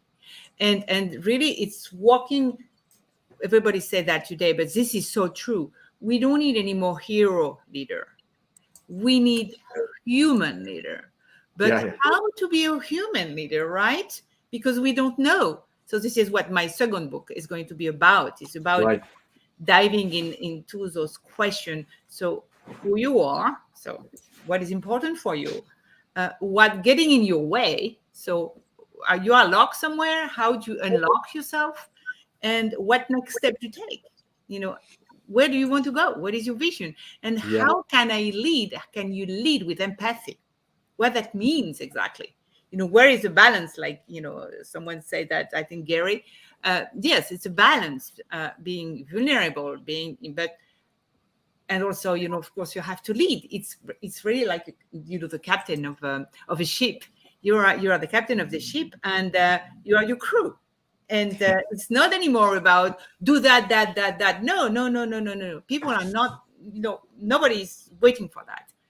I think, when you get, in your leadership position, it's really about something else, something more human, something wonderful, because you can, you can make a real difference when you're here. It's not about what you're doing. It's about how you care. And someone said something great. It's people don't care how much you know until they know how much you care, right? And this is all, everything we are talking about. And this is about, again, redefining leadership and align yourself, know yourself, increase your confidence, be human, connect with people, include people, and try to make others, align with with themselves. Do the same, Yeah. No, it's so powerful. And it's funny because, I do a lot of work in the brand space and sales and closing deals. And I often say that people buy from people and brands they trust. They trust people and brands they like, and they like people and brands they connect with. And I'm just thinking as I'm listening to you, the same applies to leaders. We're only really going to be inclined to follow a leader if we feel like we trust them, we have respect for them, and we feel that we can connect. And I think it works to leaders as well. What do you think? Terry, what do you think? Well, thanks for passing it over, because I think that's very appropriate. Not only can you do what you just said, Simon, but are they approachable? Does the employee feel comfortable either knocking on that door or walking up to Mr. CEO or Mrs. CEO and saying, I have a question. Okay, what is it? Or, I've been thinking about something that may drive a new revenue stream. Can I tell you about it? Well, sure. And not be afraid to do that, even if they are the person who's answering the phone part-time from a temp service. They have an idea and they trust you and know your ethical behavior enough and authenticity to walk up and try to discuss something that's on their mind. That's powerful. Very powerful. You can't teach that. It's just there. We're born with love. We learn all the rest of it. We return back to the love that we started out with. Look at a baby's eyes. They love everything. We still have that. Okay. And when we return back out to that is the precipice of our soul, things change exponentially and quickly. So good point. Yeah. Tons, you're writing this new piece of work, and without obviously disclosing too much, but what blocks people from doing this? What are the biggest reasons why people don't do this or aren't open to this? So the first thing I would say would fears, because we, leaders, successful leader, they succeed until now, doing that. So changing. You need courage to change. It's not like, okay, it worked before, so maybe it could be better, but I don't know. So I take risk, taking risk at this level, the first fear is there, I guess, failing, or I don't know, being too much vulnerable, what that means to be vulnerable. Our education said the opposite.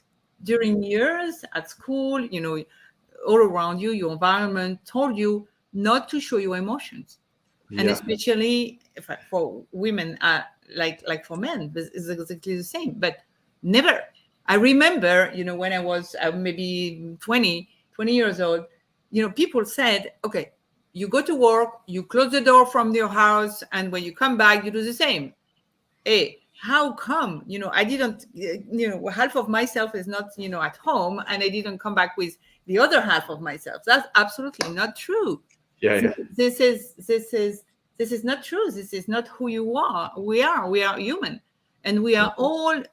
It's collection of human beings, all working together like this crew, and what we are doing. What are we doing? By the way, we are doing whatever we do, things for other human beings. So this is complicated, but showing vulnerability, it's not that easy, because accepting that, okay, I don't know, because sometimes and very often today we don't know. We are redefining. I think we redefine everything. We redefine work, how to work, how to include people. So everything is new. So this is fascinating. This is great. This is a good time. This is a great time. Very exciting time. But also, it's also,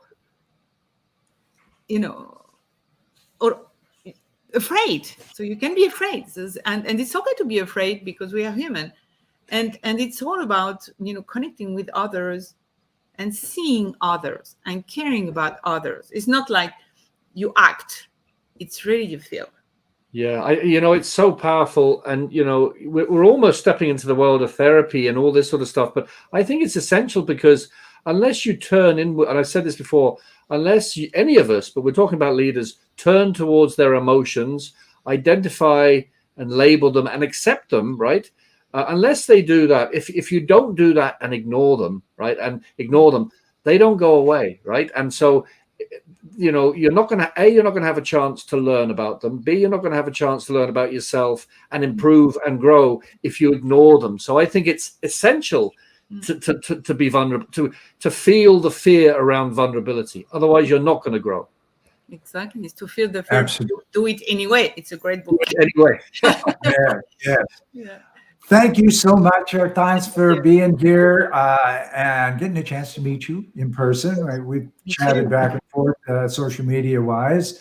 And thanks again for being here. It was terrific. Thank you. Thank you so much.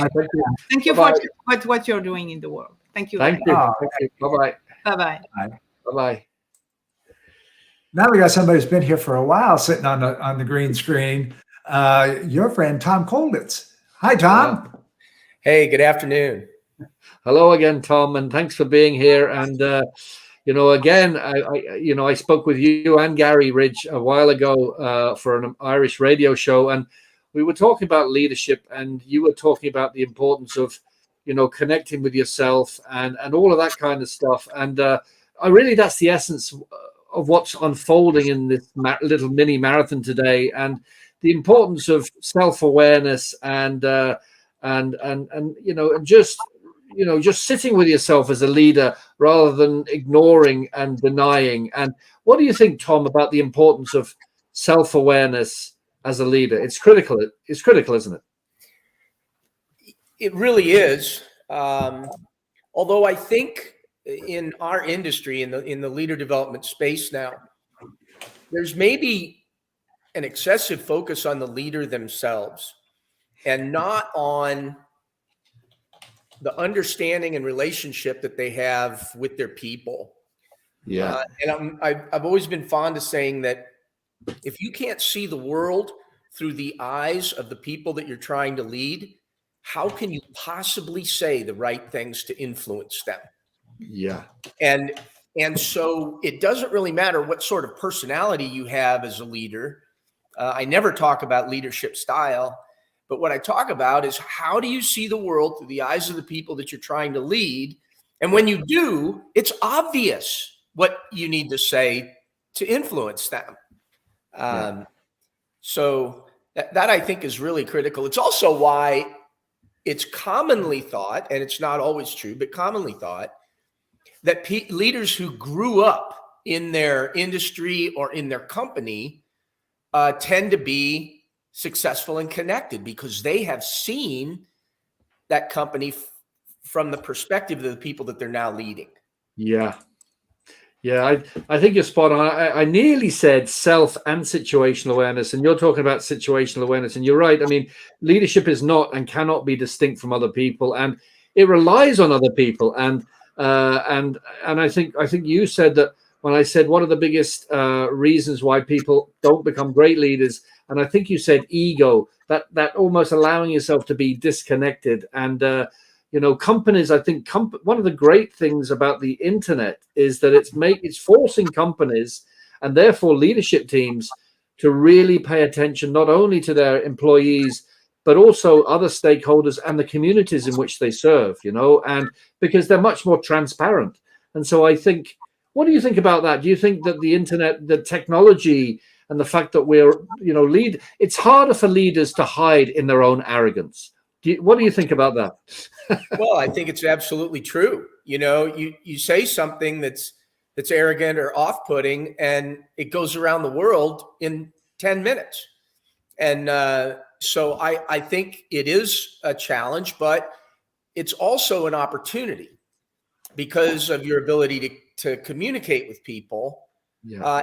And sort of, I don't want to say stalk, but to listen to what other people are saying.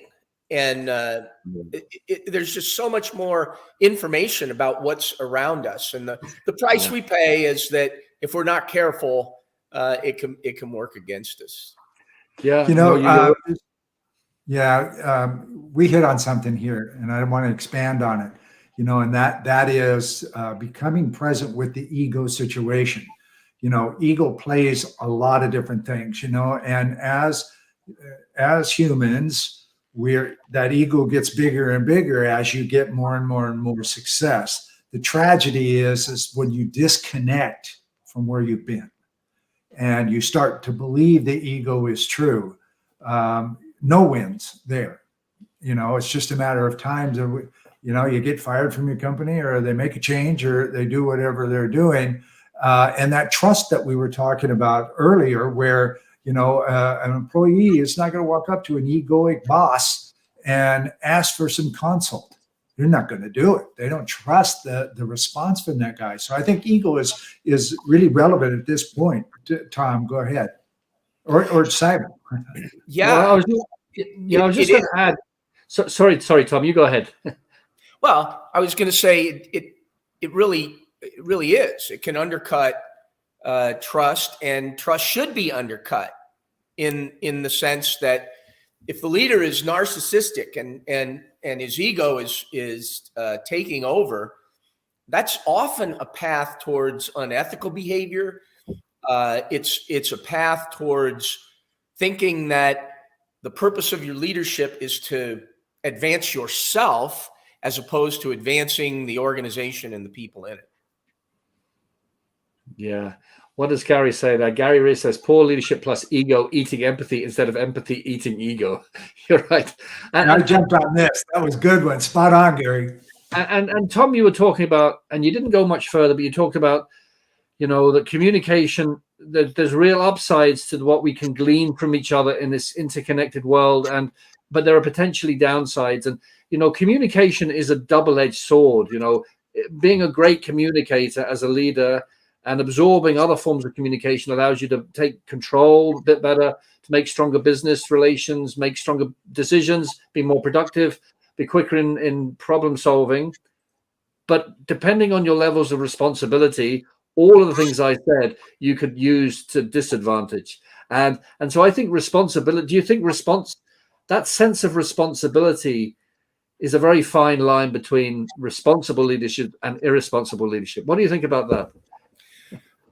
Well, one of the things, and it fits with this notion of ego, but one of the things that I do with my clients is to make sure that they understand that they are responsible for the things that the organization does well and does poorly. And so when we're going over some event or occurrence that, that was negative, one of the first things I say to my client is, you have to understand this is your fault. You're the leader. You could have gotten in front of this. You didn't. And now we're cleaning up the mess. Because there's a tendency for high ego leaders to think it's always somebody else's fault.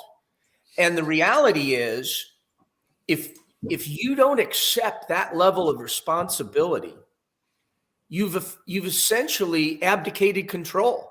You said, no, other people and other events are what are guiding this organization. It's not me. I'm just trying to chase up and clean up the messes.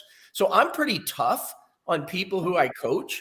And I think it moves them away from the ego position a little bit to explain to them that most of the challenges they have in their organization are because of things they did or they didn't do. And you don't talk to them like that very often. No, I think you're spot on. For me, leadership is leadership at all times, including when the going gets tough. And it's easy to be responsible when things are going well, but when they're not going well, that's where you really, really need to be responsible. Terry, what do you think? Yeah, we're not talking about being a micromanager where you're on top of every little thing. That can be just as destructive as anything else. What we're talking about is being a responsible leader. being in touch and being in part in the middle of the mix of your company, how it's breathing. Is it breathing? Is it bleeding? You know, how can you help fix it rather than pointing the finger at, he did it, he's going to fix it? No, you're the CEO, you're the boss, you're going to fix it with the help of your people. There's a whole different mindset there. And I think Tom is spot on with that. Yeah. Well, yeah. You know, if you don't do that, and if you don't accept that level of responsibility, it's almost impossible to get past the finger pointing backwards and have the forward-looking discussions that fix things and causes the organization to learn, and especially to be honest with itself. When you start beating people up for things that occurred, especially things that you could have influenced, they're not going to tell you about things that go wrong anymore. You're just not even going to hear about it. No. And so in order to build that learning organization, you have to be able to build forward-looking conversations around bad things that happen. Yeah, no, that's all right. I worked for a CEO in Silicon Valley nearly 20 years ago, and he had this saying, to be a really successful CEO, you need to practice democratic decision-making, but dictatorial execution. So you do need to listen to people. You need to get their feedback, because otherwise they're not going to trust you if you don't listen to them. And you're not going to inspire if you don't allow them to feedback. But conversely, you're the one making the decision. And I love that democratic decision-making, dictatorial execution. Yeah, absolutely. Absolutely. Tom, thanks so much for popping in. This is great. Ladies and gentlemen, I hope you're having as much fun as I am, because this is incredible. This thought process, these great people are our guests, and we still have more to come. So thank you, Tom. Again, thank you, Tom. Appreciate it. Thank you so much. Thank you. Bye-bye. Bye. This next gentleman doesn't need a whole lot of introduction. Mr. Eddie Turner is out there and everywhere on a regular basis, and I'm honored to bring him in. Thanks for being with us. This is great. A little background. Yeah, there's a little background. I don't know. An echo. I might go on mute for a second if that works. How's that? Any better? Let me mute too. Okay, Eddie, we're asking the question, what's new in leadership? What are you thinking? What are your clients thinking? And you've been here a few minutes in the group, so you're getting a little idea of what we're talking about. We're going to mute and let you speak for a little bit. Okay, I hope the echo is not coming from me. Is that okay? Is it good? Okay, excellent. Well, first I must say I came in when you had Hortense and you had Dr. Kolitz, two of my favorites. I mean, those are two of the amazing thought leaders that are there. So definitely excited to be a part of this with you, Ambassador Terry and Simon. Thank you for having me. I think when I look at the clients that I'm working with, obviously every leader is thinking about the future. Now that we're pivoting out of the crisis of COVID and things are somewhat normalizing, but you still have all these other events happening across the globe, leaders learned a little bit about the need to continue to emerge in the sense of emerging in a crisis. But now you have crisis after crisis after crisis unfolding. So what was learned during COVID is applying to leaders as they deal with what's happening in this United States, where you just had the hurricanes that decimated parts of the Southeast. You still have the ongoing conflict in Ukraine and other events that are happening across the globe that challenge leaders, no matter where they are in their part of the earth, because it has a cascading effect on their operating of their organizations. Yeah, absolutely right. Simon hopped in. Go ahead, Simon. Yeah, no, I was going to say you're absolutely right, and you know, there's a little bit of feedback, but I'll keep running through. I mean, Eddie, what inspires you about leadership today? What are you seeing that is setting a really good example in leadership? Is it the younger generation? What are you seeing? Well, as you all mentioned earlier several times already, the world is hungering for good leadership because of the items that we mentioned already. And you see a younger generation engaged and excited to answer the call for leadership. But you also see that others who have been leading are challenging themselves to emerge in new ways. And so I talk about emerging as a leader, not just emerging leaders. So the emerging leaders tend to be that younger generation, the younger people in an organization or corporation, be it a profit or nonprofit or civic organization, that people have identified as up and coming, who can lead us into a new direction if we invest in them. But at the same time, I'm working with a lot of senior leaders, executives of organizations that are continuing to emerge. They're emerging in new ways, be it that they need to lead a crisis, or as I just experienced in my own organization, you get acquired by another company. And now you have to emerge this new way. You're no longer the top leader. Now you must work with others.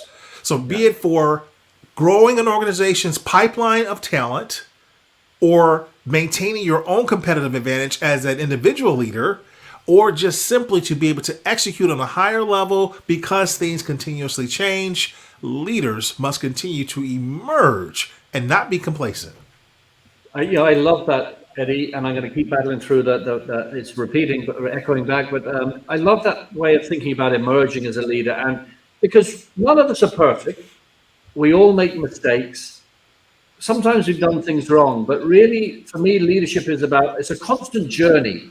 It's not about incidents; it's about the overall journey. And I think you have to.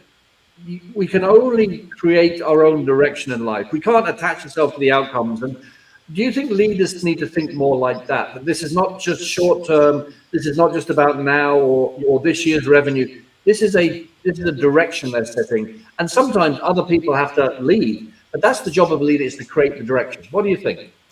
You're absolutely correct there, Simon. When leaders feel that I am not leading because I failed, because I had a bump in the road, no, part of leading is failure, but this thing we call failure is not staying down, but getting up. I forget who said that, but it's the idea that you only avoid failure by doing nothing and by creating nothing. So every leader must be prepared to fail, but I believe it's, I'm forgetting the gentleman, he has a whole book on this, Fail Quickly. Right, you must fail quickly and be able to get up and have a sense of resiliency as a leader. Every failed deal is the down payment on the next deal, as long as you learn. That's the way I like to look at it. Terry, I'll go on mute. Yeah, we're all speaking the same lingo, just a little bit different words. And you either learn or you learn. If you latch on to this aspect of failure, or if you feel it's something, not everything works every time. Over the time you did it. So, taking that learning, taking that experience and bringing it forward, not only makes you a better leader, but it makes you a better follower, because you can come back into this humble mode and say, okay, what didn't work? I'm surprised. I don't know how to fix this, guys. What can we do to go forward? And I think that's a very positive way to influence our people. Well, Ambassador Terry, you make a great point. 2 points there that evade some when they think of the definition of leadership. Number one, some might say that as a leader, there's no need to continue to learn because you've achieved a leadership position. Well, Marshall Goldsmith is famous for his book, What Got You Here Won't Get You There. So to get to the next level, it's incumbent on all leaders to be continuous learners.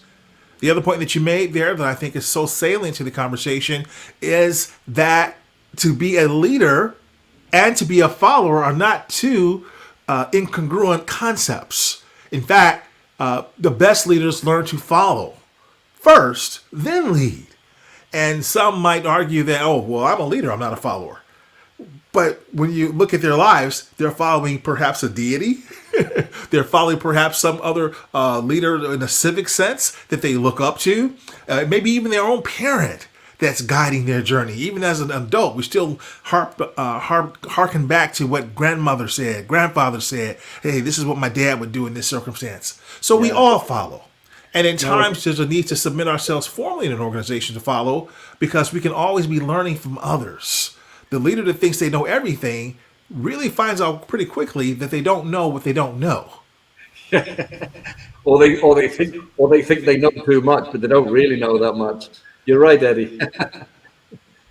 Yeah, no, this has been great. Terry, what do you think?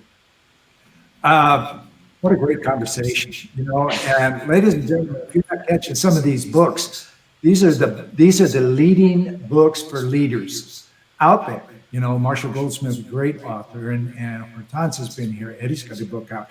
There's great knowledge here, and it's all on recording. Keep it, save it somewhere so that you can revert back to different things that have been said here today. Eddie Turner, thank you so much. This was just an honor and a privilege to have you on here for just a few minutes. What an honor to be with you both. Thank you for having me. Thank you, Eddie. Thanks so much. Thank you. We have somebody who's been here for a while. He's been a fan, and he's been taking care of the green room, talking to all of his friends the whole time. That's Andy Nowak. And we're going to bring him on now. And say hi, and you made it. We're here. Hey, hi guys. It's great to see you. And the good news is our echo has disappeared, Terry. So that's cool. And Andrew, it's great to chat with you. And you and I had a wonderful, heartfelt chat a couple of months ago on a radio show I co-host. And we've talked to thought leaders from at least four continents right now, and it's just been amazing. And we're talking about, how can leaders make a difference in the world today? What should they be doing or thinking? Should they be doing or thinking something different? What do you think? What do you think, Andrew? Okay, so I've been on all the conversations. I've been here for 2 hours. Wow. Absolutely loved it. Absolutely loved it. So many things, have been said. Very good things, very positive things. And a lot of things have been said, so I don't want to go over all the. One of my things today is I think the concept of management has become somewhat toxic. Management is about things, systems, processes, stock, livestock. And resources. So I think what leaders absolutely have to do is get back to basics and, think about the questions they ask themselves on leadership themes, and make sure that the behavior they have absolutely is exemplary. For me, it's all about behavior, how to be, not how to do. And I think this is something that's very, very, very important. And we see so much bad behavior in the world. Whereas I think leadership brings out the best of people. It brings out the best, and it brings out sharing feelings and thoughts, and involving others, and listening and motivating. All of these things. And we've had a few military people on today, military leaders, and I just found this quote by Napoleon Bonaparte, and he said, "I won my battles with the dreams of my soldiers." That's powerful. Now, so right. He wasn't always, but his ego was totally out of control. The fact is, like a lot of French people, anyway, they're not. So I think what are the dreams? How does the leader bring those dreams to the table and get them moving forward where they have to be? Yeah, I think that's huge. That quote is interesting on a number of levels, and for me, leadership is about inspiring. It's about influencing, and for me, there are negative influences, And there are people called persuaders who can have negative undertones and can use coercion. But for me, influence as opposed to persuasion is always good. It doesn't even need to have communication. There's something about an influencer, a good influencer, that people just believe in, and they're always ethical. They're about win-win because they've gone through their own journey of self-discovery. And and there's a number of ways you can influence by friendliness and building coalition and being good at negotiating and using logic and being assertive in communication. And so that's what brings to mind to me. Leadership for me is about influencing people always in a win-win ethical way, and I suppose creating good dreams rather than bad dreams. What I mean, do you agree it's about influencing, but not persuasion is different. Persuasion has negative undertones. For me, influencing is always about the positive. It's always about ethical. It's about win-win. It's about the right vision. What do you think? What do you think, Andrew, about influencing? Oh, so this is really important. Influencing without authority is a very interesting workshop I do, and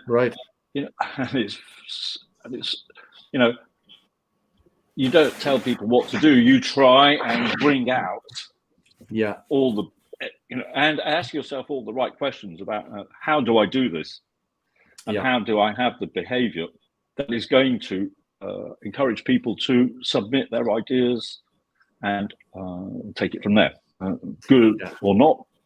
And as Tom Coldit said, it's the decision maker is a decision maker. Doesn't mean to say it's the best decision maker. It's just the decision maker, and we have to live with it or go.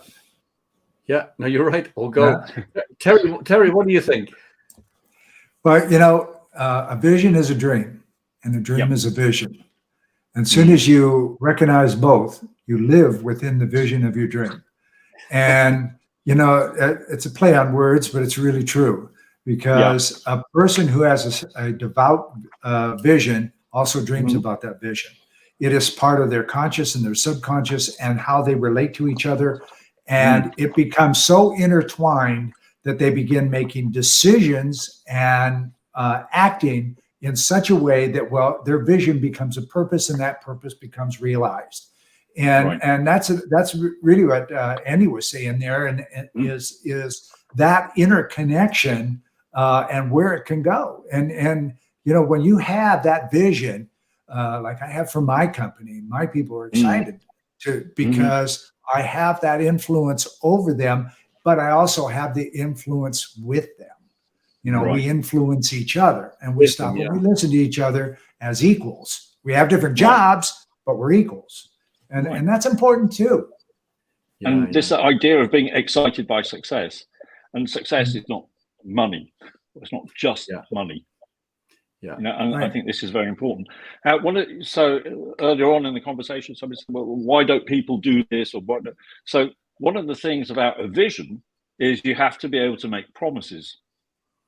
You have to, this is the vision, and I can promise you we're going to deliver on that. And when you start making promises, then, life gets... you're right. You're right. There's three aspects to leadership communication. There is the people. You need to appreciate who you're talking to. There's the strategy, but the third part is what you were saying. It's the future. The essence of leadership is painting an inspirational picture of the future, and that requires an element of promise. And so that does require courage, either courage or delusion, right? And if it's delusion, you're not a leader. You're a misleader. Or and maybe just a bad leader, or a bad leader. Or not. Your luck's run out, or something like that. So I think. You're right. And absolutely. Oleg, Oleg Konolov, who's the Konovalov, he's a great guy on visionary leadership. He is. He's the probably the we've had some great discussions, him and I. He's great. Andy, thanks for being a trooper, staying in through this, the whole thing. We've got a couple more people to wrap the show up today, and thanks just so much for being with us. It's been great. Thanks, Thank you. Andrew. I've Thank learned you. so much. Thank you very much. Thank you. Bye-bye. Take care. Bye. Bye-bye. Bye-bye. Bye. Bye. Now we have a trooper and a really great man, like all of the great people that we've had here today from LA, Dr. Abe Kouris. Dr. Abe, you're here. Thank you for being here, my friend. Thank you for inviting me. What a lineup. What an undertaking you're doing. Ambassador. I wasn't sure we were going to pull this off, but we have, you know, and it shows the level of humility and service and wisdom of everybody who's been here. You know, everybody has given their time. And for me, that's the most encouraging thing out of today, Terry, is that everybody who said they would be here has turned up, and including you, Dr. Abe. And we've had some really lovely chats. And so tell us, what do you think? What message would you like to give out there about what leaders should or shouldn't be doing now? Be compassionate. Be compassionate. Compassionate leadership is the key of the future. We're talking about a vision, compassion. When we say compassion, it's not pity, self-pity. Compassion is how to serve others without receiving anything in return. Yeah. This is what leaders, it's an emerging trend. It's an emerging trend, and leaders should really think about that. And I want to, I enjoyed Eddie's, I came through Eddie and then Tom and then Andrew. I enjoyed all of it. So thank you for putting all these talented thought leaders on to share their insights. And the reason they do this is really to serve others. When you have somebody spending an hour or two waiting for their turn, their intention is to serve others. So compassionate leadership is very important and essential. And it has to be, we work toward making it the norm and people accept it. Now, we talk about empathy, and empathy is different than compassion. Empathy is the intention. Empathy is where you feel the feelings of others and you intend to help them. Compassion, what makes it happen. So you really have to be empathetic plus compassionate. Compassionate leadership is the key of the future. To save our union, to save our organization, to save our empire, you have to be compassionate. Otherwise, collapse is coming, and it's coming fast. Yeah, you know, you're right on with that, Abe, and I've been chomping at the bit to get you on here because you mentor world leaders and very influential, very rich people, etc. They still realize that having a mentor, having somebody to bounce off of, keeps that ego away and really keeps them connected to themselves as well as their businesses. Can you expand on that? Because I love the way you explain that. Yeah, humility. I mean, you see, the minute you reach the position of power, power corrupts. Power takes away what you learned as a young kid, as a young adult, as someone thinking to become a leader and helping others. You reach that position of power, for whatever reason, you change. So you need reminders. Humility is one of them. I haven't reached the stages I want yet, but I always remind myself, and I seek the guidance of the higher being by saying, make me humble within so I can serve others. Make me mighty in front of them, but within me, make me humble. Seek that guidance. As a leader, the chair of power, the seat of power will corrupt you. There's no question about it. Unless you have a humility from within, you need to seek it from a higher being or from people that engages with you and remind you, consultants of sorts. Private people that will care for you and advisors and say, you know what, you reach a point where you have to be humble. Humility is the key to anything.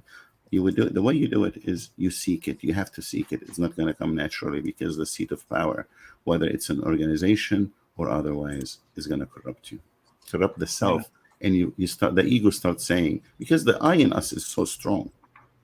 So the I starts saying, I am the individual. I am the highest. I am this. It plays the tricks on you and you believe it unless you train yourself to be better.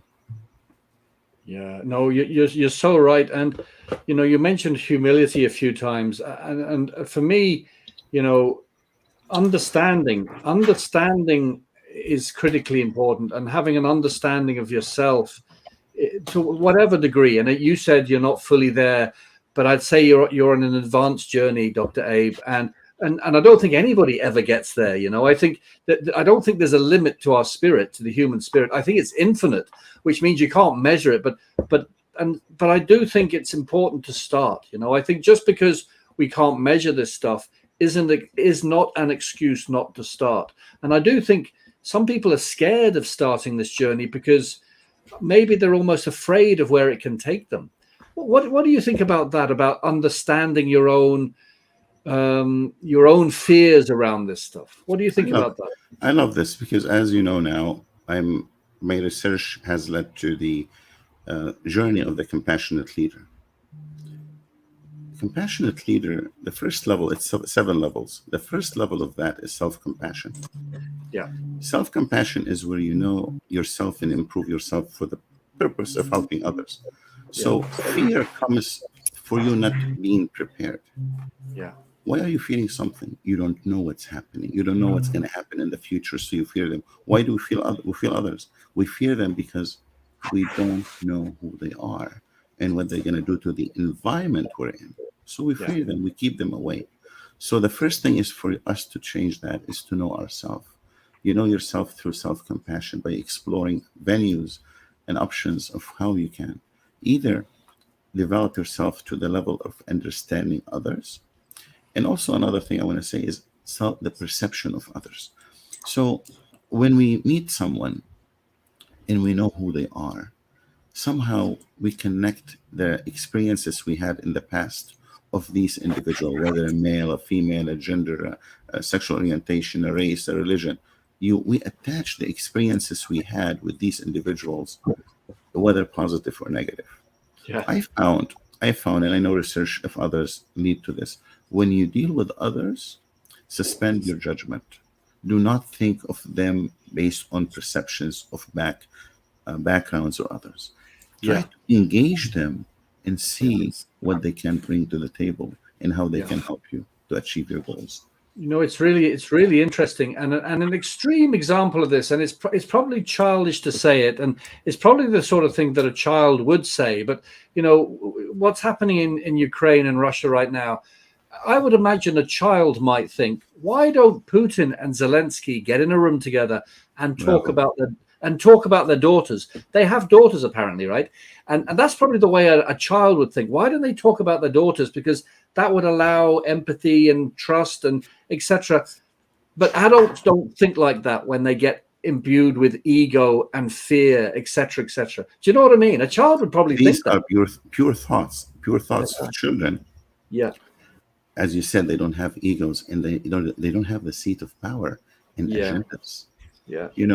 I feel for the people of Ukraine, and you and I, and we plan things and projects, but I also fear and what's happening to the people of Russia. Yeah. Because when you place sanctions on them, that's not compassionate. No. What have they done to be punished like this? Fault of a leader. You deal with the leader. So on the other end, also when you practice, you have to practice compassionate all the way. Do not think, we want to help one people and then hurt the others. Yeah. So absolutely. It's really ego, and children always honest in their feelings. They are, yeah. They're honest in their feelings, and they tell you how things are. Try to ask someone their opinion, a kid their opinion, and they give you the honest opinion. So when they tell you, or the feeling thoughts of having those two leaders to sit down together, or our leaders not to interfere much in how only one side, but see how they can solve an issue in a larger point of view and scale, then that will tell you where we're heading. But it is really the compassionate leader that eventually will win and will see the point of others. Yeah. No, I think the more I'm thinking about compassionate leadership, it all goes back to it. Everything feeds back to compassionate leadership and about self-understanding. And, for me, it involves a focus on relationships, careful listening, understanding, empathizing, supporting, and only by doing that can you really, truly allow other people to value you and to trust you and to feel valued. But there's a lot to it, but I think it all starts with self-compassion. Start with self-compassion. And leaders out there, when you have compassionate leadership, and I repeat, compassion, as we said, it's not self-pity and serving others without receiving anything in return. When you have compassionate leadership, you will have collaboration, which we seek it all the time. Yeah. You will have engagement with other people, will feel valued. You will have transparency in your leadership, in the feedback. You would have diversity on its authentic level, not just pretending I have somebody looks like these people of the community. You will have options that will make you successful as a business leader within your organization. And then when you go to the second level, the next of kin, taking care of your parents and family, and then you go to the smaller community, then you go to the organization. In the organization, a compassionate leadership would not think of the maximizing the shareholders, only the profit of the shareholders. They will think of the employees. They will think of the leadership. They will think, of course, of the shareholders, also of the consumer, how to bring value to this customer that bringing you the business. So and then you go to society and you become that compassionate at the high level. But I want to bring something to you, gentlemen. I love what you do, and I always try to bring you new ideas and thoughts, and we met several times. So in this occasion, when you become a compassionate leader, you have to remember this. On the higher level, you weren't the first one to occupy that. It was occupied by people that don't care for compassion in others. They care for self. So be ready that the minute you arrive at that level of being self-compassionate with serving others without receiving anything in return, people will fight you. People will fight you for the status quo. How dare you taking this funds we have or what we advocated through the years and giving it to others or helping others. So the top has been reserved for the like of Pharaoh, the people who are ruthless. Then you need Moses to come and say, hey, we need to change the status quo. And let's destroy the whole temple. I'm saying be aware that you'll be fought and you will be hurt along this journey of compassionate leadership. But you have to take it. It's a long road path, but we really have to do it. Wow. That's wonderful. Wonderful. Thank you for stopping in, my friend. Can't wait to talk to you again off of this one. May I tell you people something? On the 8th, I have a symposium, and I have some good people there as well going to share their insights. They can go to drapequarters.com, and I have the link to that as well. It's going to give some good insights. So thank you so much for having me. I'm sure it'll be great. Thanks again. Thanks Bye-bye. so much. Thank you. Bye-bye. Wow. Well, last but not least, that's how they say it goes, is, we talk about this big marble how about let's change that vernacular to a big gumball? Yeah. And a visual type of person at that. My dear friend and colleague, Todd Churches. Todd, welcome, my friend. Mr. Visual Leadership. I love you, buddy. Great to see you. I have my big blue gumball right here sitting on my desk, so thank you for that plug. And Simon, nice to meet you. And you, it's great to meet you. And, we've just had an amazing 2.5 hours. Can you believe it's 2.5 hours, Terry, talking to some 20 of the most inspiring thought leaders across the world, Asia and Australia and Europe and North America. And I won't even introduce it anymore. Todd, what do you think about leadership today? What should and shouldn't it be doing? What should and shouldn't it be thinking and saying? What do you think? Yeah, so much. I've been watching on and off for a few hours. Now, I think next time you guys need to do a 24-hour marathon, just get everyone. It was so exciting to see who was going to pop up next. There was a lot of my MG 100 coaches, colleagues, and so this has been amazing. To me, the hot topic, I teach leadership at NYU in Columbia, and last night we were talking about hot topics in the leadership world. And to me, the hottest topic is managing and leading in a post-pandemic hybrid world, right? The whole return to office versus work from home, the conversation and debate about when you do your work and where you do your work matter. The topics of quiet quitting and quiet firing. These are all, a lot of these things have been around for all eternity, but now because of social media and different generations in the workplace, some things have bubbled up to the top. So that's been really interesting. So those are some of the hot topics. And leaders, I think everyone's struggling with, some people want to turn the clock back to 2019, forget this whole thing never happened, so everyone get back to the office starting Monday, but that's not the reality, right? So now what? So I think that's been the hottest topic that everyone's talking about, is just figuring out how to manage and lead under these new circumstances. Yeah, I think that's spot on. Now what? Yeah. Right. Particularly if the leadership is stuck in the old paradigm of doing business. It's like based on what we've learned and done all of our life. Now what? As opposed to, okay, what's next? What are we changing? Okay, and being out there, being vulnerable, being humble. Team, I don't have all the answers. Give me some input. What are we going to do here? And mean it. Not just give time to them to make them feel good and then crack the whip and do what you're going to do anyway. That's all valid leadership, and that's a lot about what we've talked about today. Yeah, it is. It is.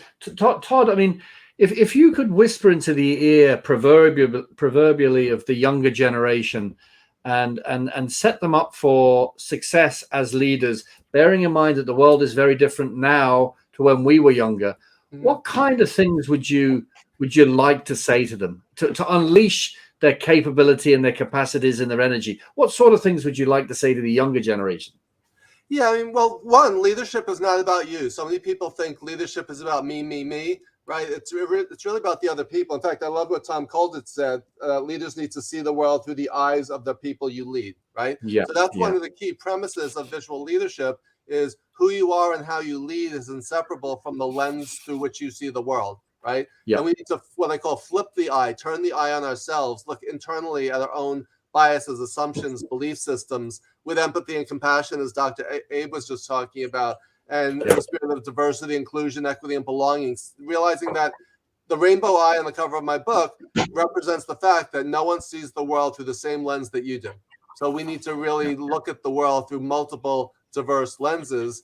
And leadership we were talking about before, it's about a dream. Martin Luther King didn't say, I have a business plan, I have a spreadsheet, I have a PowerPoint presentation, right? He said, I have a dream, which was a picture of the future that is different from and better than the current reality. And that's what we're all trying to create through leadership. And I think, Simon, you said, I wrote it down, we need to paint an inspirational picture of the future. So I love, I do a lot of work around the use of metaphor and visual imagery. Yeah. That was a great visual image. It's painting a picture. You hold the brush, right? Yeah. And you have the canvas. Yeah. What's the picture that we're going to paint together? It's a mural. Yeah. It's a canvas that we each have a brush. We're going to paint this mural of the future together. Yeah, no, I think it's so right. And, we've started the day 2.5 hours ago with Henry Wang from Hong Kong, a beloved friend of mine. I've known him for years now. And we have a podcast. We talk to leaders from the West and the East at the same time. They're on the screen. And we ask them, what do you think you could do to bring the world closer? And that way of thinking about what we had, one particular young, really hotshot technology entrepreneur in Hong Kong, and he has a business and the business is about giving people the tools to go away and paint their own picture. And they come up with some amazing ideas. So just some amazing ideas. And people need that freedom to go away. I think it was, who was it now? It was the guy who wrote, Viktor Frankl wrote, the gap between the stimulus and a response is where sanity is. We all need time just to stop and reflect and then paint our own picture. And what do you think about that, Tom? Todd, imagine if we could give everybody space to paint their own picture. Yeah, that's what we need to do. We need to, one of the things leaders need to do, I talked about this in my class last night also, we live in, what we say is a VUCA world, right? VUCA is volatile, uncertain, complex, and ambiguous. What leaders need to do is the opposite. And I wrote a blog post about it, and I was talking about, in a volatile world, leaders need to help people just calm down, right? Things are explosive. Yeah. We need to find a way to, even within the volatility, just slow things down and calm things down. Take a breath.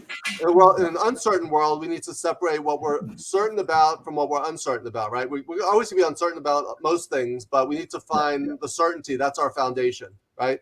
In the world of complexity, we need to simplify things. So we can wrap our heads around it. And in an ambiguous world, we need to create some clarity. Find that that vision in the beyond the fog, right? So leaders, if you could in the volatile, uncertain, ambiguous world, can find the calm, certainty, simplicity, and clarity, then together let's create something great. But when you're dealing with chaos and confusion and conflict, it's very hard to make intelligent, informed decisions and not react emotionally. So those are some of the concepts that we talk about. No, well, you alluded to earlier, Todd, that you're a prof over at NYU Business School.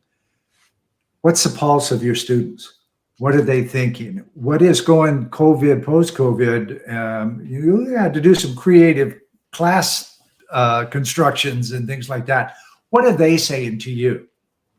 Yeah, I mean, my students are very diverse in terms of they come from all over. In fact, like 70% of my students are from China. So, and then the rest are from other countries. So, and the US. But yeah, it's like people are seeing things through a different lens. There's some fear. There's a lot of confusion. I think so. There's a quote from the movie An American President, or The American President, where Michael J. Fox says that in the absence of leadership, people will listen to whoever steps up to the microphone, right? Yeah. So there's a leadership void out there, right? So people are looking for leadership, and people could be led astray in the wrong direction by bad leadership, leaders who have an evil intent or a bad intent. So we need to fill that void with positivity and hope for the future. A lot of the students, it's a tough time to. My friend's daughter has changed jobs 3 times, and she's never physically met anyone because she's been working, out of her apartment or out of her parents' bedroom, right? So, how do we do that? How do we, in a hybrid world, some people are in person, other people are remote, people are located all over the world. How do we create community, collaborate, onboard people, create culture? All of these things are things that are stressing people out, especially younger people who this is their first time in the workforce. There's a lot of, they need leadership to help create some, stability and a foundation to build on. No, it's great. It's great, Terry. We can close out on the future, the younger generations. That's where the future is. And Todd, it's been really inspiring listening to you. Yes, I've really enjoyed it. It's been great. Thank you. It's been a great event. So I look forward to going back and watching them from the beginning. So Thank you. Good stuff. Good stuff. Well, Todd, I love you. Thanks for stopping in and doing this. And wow, being the anchor, that was spot on, the future. So thank you, my dear friend, and have a great day. Thanks, Todd. Thank you. Bye-bye. Thank you. Wow, Terry, that was 2 hours, 36 marathon. It was, there was so much to absorb. I'm going to go back and I'm going to watch it all again. And, we started off with Henry. We went across to Europe to Nicole. We're in North America. We've been in Africa. I actually feel as though, Terry, this should not be a one-off. I think we should be planning on doing this again at some point because, I think we owe it to the world to bring thought leaders together, to get them just to get into flow, just to say what they feel as much as they think. What do you think? Yeah, you and I have so much fun doing these, and the synergy is certainly there. What I'm seeing is while you were doing that, I was thinking the same thing, and that is check back with these guys in the spring and do this again. So since the last time, last fall, what's changed and what's evolving? Have you seen anything change, et cetera? We can talk about that, but I think you're on spot on. And so this has been terrific. My friend, thank you for doing it with me. And ladies and gentlemen, thank you for hanging in here for a very long time. Bye for now. Thank you. Bye-bye. Thank you, everybody. Thank you.